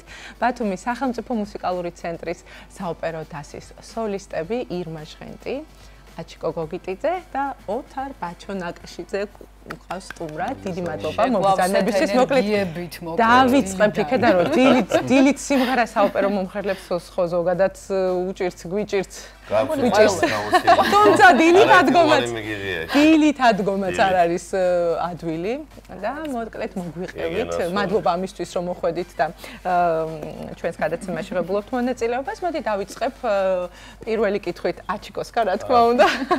შენ გადაგაჩერდა ეს. აჩიკო მოგვიყევი, რას მოიცავდა ეს ოფიციალური ვიზიტი, ვისთან ერთად იყავით და როგორ დაიგეგმა ჯერ, საიდან წამოვიდა იდეა? რადგან ის არის ჩემთან გაჩერდა, მაშინ აღარ გეტყვი თუ არს მოგესალმებით, დილომშვიდობის ყველას დიდი პატივისცემით და სიყვარულით ასწავლეთ თქვენს მიმართ. რაც შეეხება ამ იდეას, ამ გასტროლის იდეას, ეს ყველაფერი დაიწყო ჩვენი ამგვარი სოლისტისგან, ბაჩო ნაკაშიძისგან. რამოდენიმე წლის წინ ბაჩოს ქონდა პრემიერა მაქ-თეატრში, რუსეს თეატრში. კარგია რომ მე მიწევს ლაბარაკი საკუთარ თავზე შემოგაჭირებოდი. არა, ის არის გავაჩერებთ ახლა ბაჩოს ეს არ არის პრობლემა. მიმართა. ბატონო, ესე იგი იმღერა ტრუბადური, ურთულესი პარტია გრაფი დილუნას, შემდეგ ამ პრემიერის შემდეგ და საკმაოდ კარგი ურთიერთობები ჩამოუყალიბდა თვითონ ხელმძღვანელობასთან ამ საოპერო თეატრის და სწორედ მოკლედ სანამ ბაჩოსთან გადახვალთ პირველი კითხვა რაც იყო, საიდან წამოვიდა ეს იდეა? ეს ყველა იდეა წამოვიდა ბაჩოსგან და უკვე კონკრეტულად შეუძლია რომ ბატონო ბაჩო მისაუბროს ამ რა იციან ჩვენ შესახებ ბულგარეთში, ჩვენი საოპერო მომღერლების შესახებ თუ იცოდნენ უკვე შენ გააცანი, პირველი იყავი ალბათ, ვინც ჩვენ შესახებ ერთგვარი რაღაცა მესიჯი და ხმა მიაწვდინა. მოგესალმებით, დილომშვიდობისა, ძალიან სიამოვნებთ თქვენთან სტუმრობა ყოველთვის. არა რატო, მე ვერ ნამდვილად არ გავაცანე, იმიტომ რომ ქართულ საოპერო ხელოვნებას იზრდებს მთელი მსოფლიო და განსაკუთრებით ბულგარელები, იმიტომ რომ ამ შემთხვევაში ბათუმის საოპერო დასს საუბრობთ თქვენზე. დიახ, ბათუმის საოპერო დასი, დიახ, ჩემი კონტაქტებიდან წამოვიდა ნამდვილად.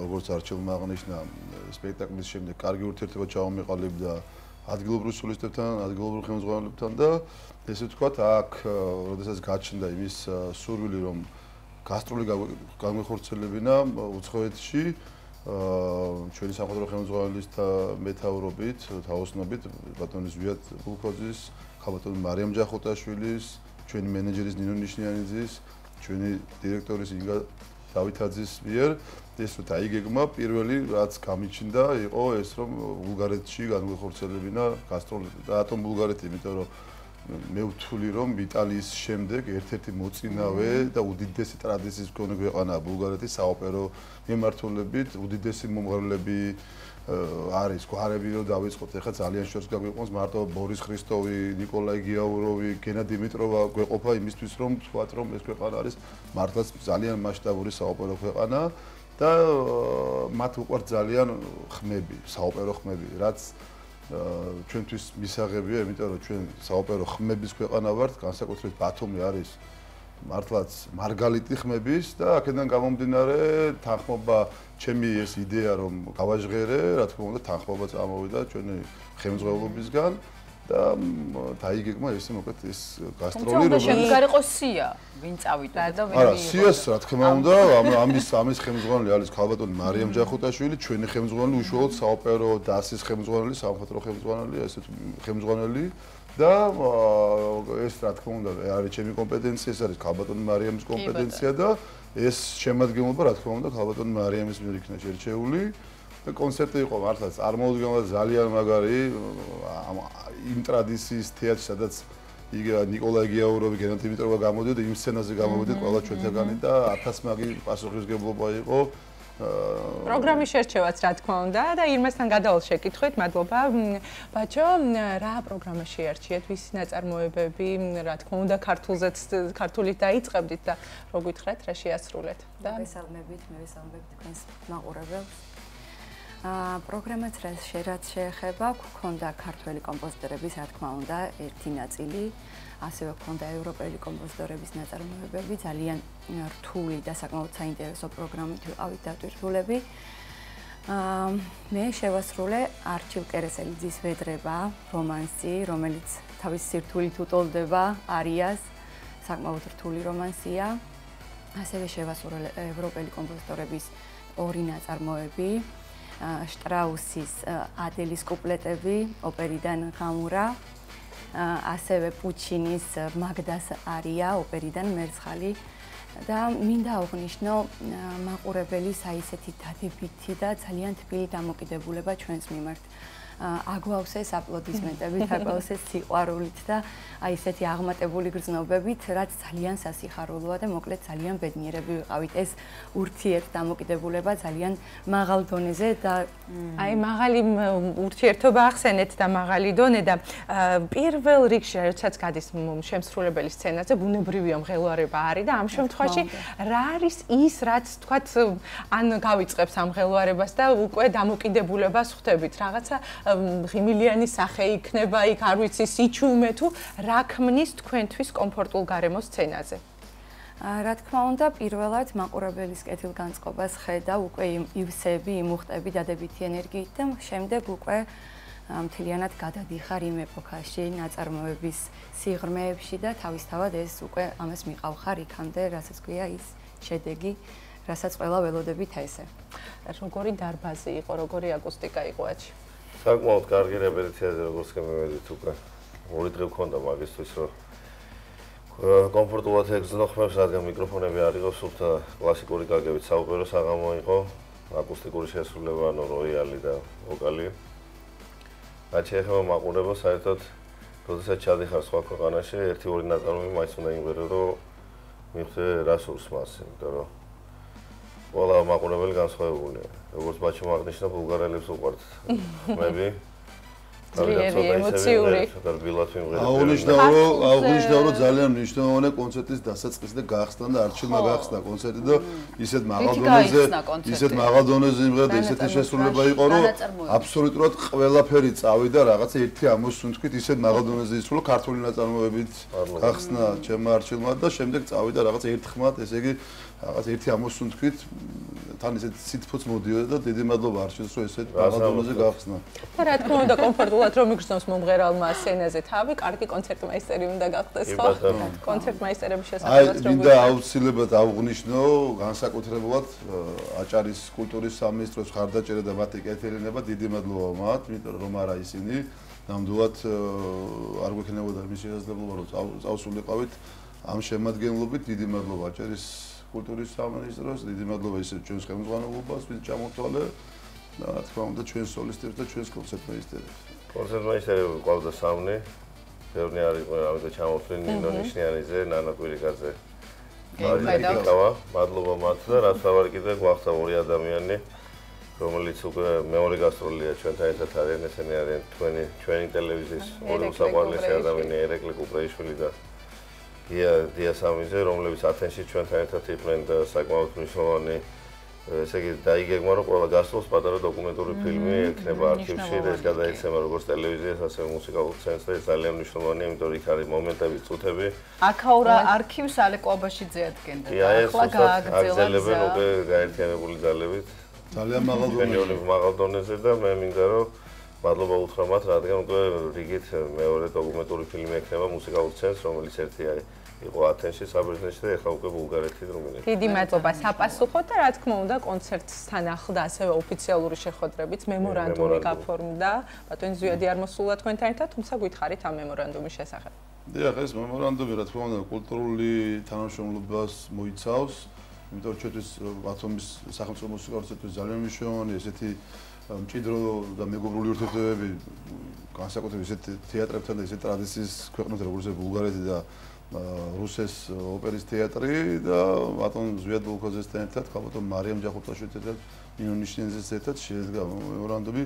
მინდა აღვნიშნო პლამენი, ბატონი პლამენ ვოიკოვი, რომელიც არის ბანი და სამხატვრო ხელმძღვანელი და დირექტორი ამ თეატრის და მასთან ერთად შედგა გაფორმდა მემორანდუმი და ალბათ ვიმოდევნებ რომ გასვლის პროგრამების გვექნება და გაღრმავდება ეს მნიშვნელოვანი მსგავსების გასწროლები და მემორანდუმები სხვადასხვა ქვეყნებთან განსაკუთრებით საოპერო დასის მიმართულებით.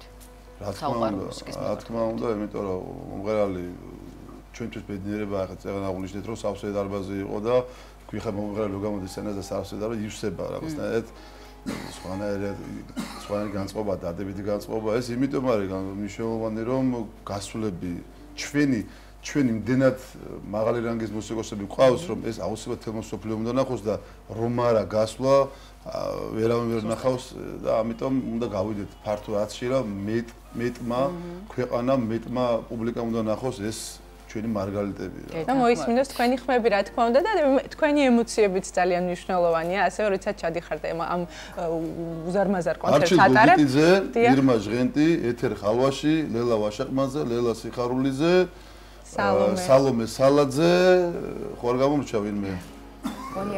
ინგა ჯახუტაშვილი, ეს შემადგენლობა იყო წასული ამ ეტაპზე. ეს გადაწყვეტილება იმიტომ რომ არ იყო ესე თქვა ცოტა შეზღუდული რაოდენობით იყო ამ მომენტში და ამიტომ ესე გადაწყვეტა ხალბატონმა მარიამმა ამ ეტაპზე ამ გასტროლზე ეს შემადგენლობა ის არ ნიშნავს რომ ყველა გასტროლზე ეს შემადგენლობა იქნება ალბათ როტაციაც იქნება და იმ კონკრეტულ შემთხვევაში და კონკრეტულ გასტროლზე კონკრეტული შემადგენლობა იქნება ამ კონკრეტულ გასტროლზე იყო ეს შემადგენლობა და ემოციებზე ვსაუბრობდით როგორ მოგეწონათ ქალაქი რუსე ბულგარეთის ქალაქი თქვენი ემოციები როგორი იყო ამ შემთხვევაში? საკმაოდ ლამაზი ქალაქია. ვინახულეთ ძველი ქალაქის ადგილები, თბილი ხალხია და რა ვიცი, მოგვეწონა ძალიან. ძალიან დიდი მადლობა. როგორც ვიცი, ბათუმში საპასუხო ტურნეც იგეგმება და არის თუ არა უკვე სამზადისი? აუცილებლად რომ აჩიკო ის არის აჩიკოსკენ. კი ბატონო, არა. რა თქმა უნდა, მას ექნება ლოგიკური გაგრძელება. აუცილებლად ჩვენი ბულგარელი კოლეგებიც ჩამოვიდნენ ჩვენთან, ჩვენ როგორც უთხარით ბატონმა ზვიადმა, როგორც უთხრა შესანიშნავი გარდა იმ ოფიციალური ტექსტისა შესანიშნავი სიტყვა თქვა იმ დღეს ხელმძღვანელობასთან ბულგარეთის საოპერო თეატრის, რომ ჩვენი ქვეყნის და ჩვენი თეატრის კარი თქვენთვის მუდამ ღია და ჩათვალით, როდესაც ჩამოვხვალთ, ის იქნება თქვენი სახლი იმ პერიოდის განმავლობაში და ისევე თბილად დაგვხვდებით, როგორც ისინი დაგვხვდნენ უმაღლეს დონეზე და მადლობა კიდევ ერთხელ ორგანიზატორებს. და საერთოდ ჯგუფსაც, იმიტომ რომ შესანიშნავი ჯგუფი იყო სოლისტები. მადლობა თქვენ რომ წარმოაჩინეთ ჩვენ. კარგი დრო გავატარეთ ჩვენი ქვეყანა. ძალიან მეგობრული ჯგუფი იყო ძალიან და კარ შეხმარებულებული და გაერთიანებული. ერთოჯახად ვიყავით ჩასული და ესე გაგრძელდება ვიმედოვნებ ყოველთვის. ძალიან დიდი მადლობა ბათუმის სახელმწიფო მუსიკალური ცენტრის საოპერო დასის სოლისტები ირმა ჟღენტი, აჩიკო გოგიტიძე და ბაჩო უთარ ნაკაშიძე გახდა ჩვენი სტუმრები. დღევანდელი გადაცემაც ამით ნელ-ნელა დასასრულს მოახერხა. წარმატებები თქვენ და ჩვენს მაყურებელს შევახსენებ, რომ ჩვენ სტუდიაში ხვალაც დაგხვდებით დილის 9-ის ნახევრიდან თქვენს განწყობაზე ვიზრუნებთ. მადლობა რომ გვიყურებდით, ნახვამდის.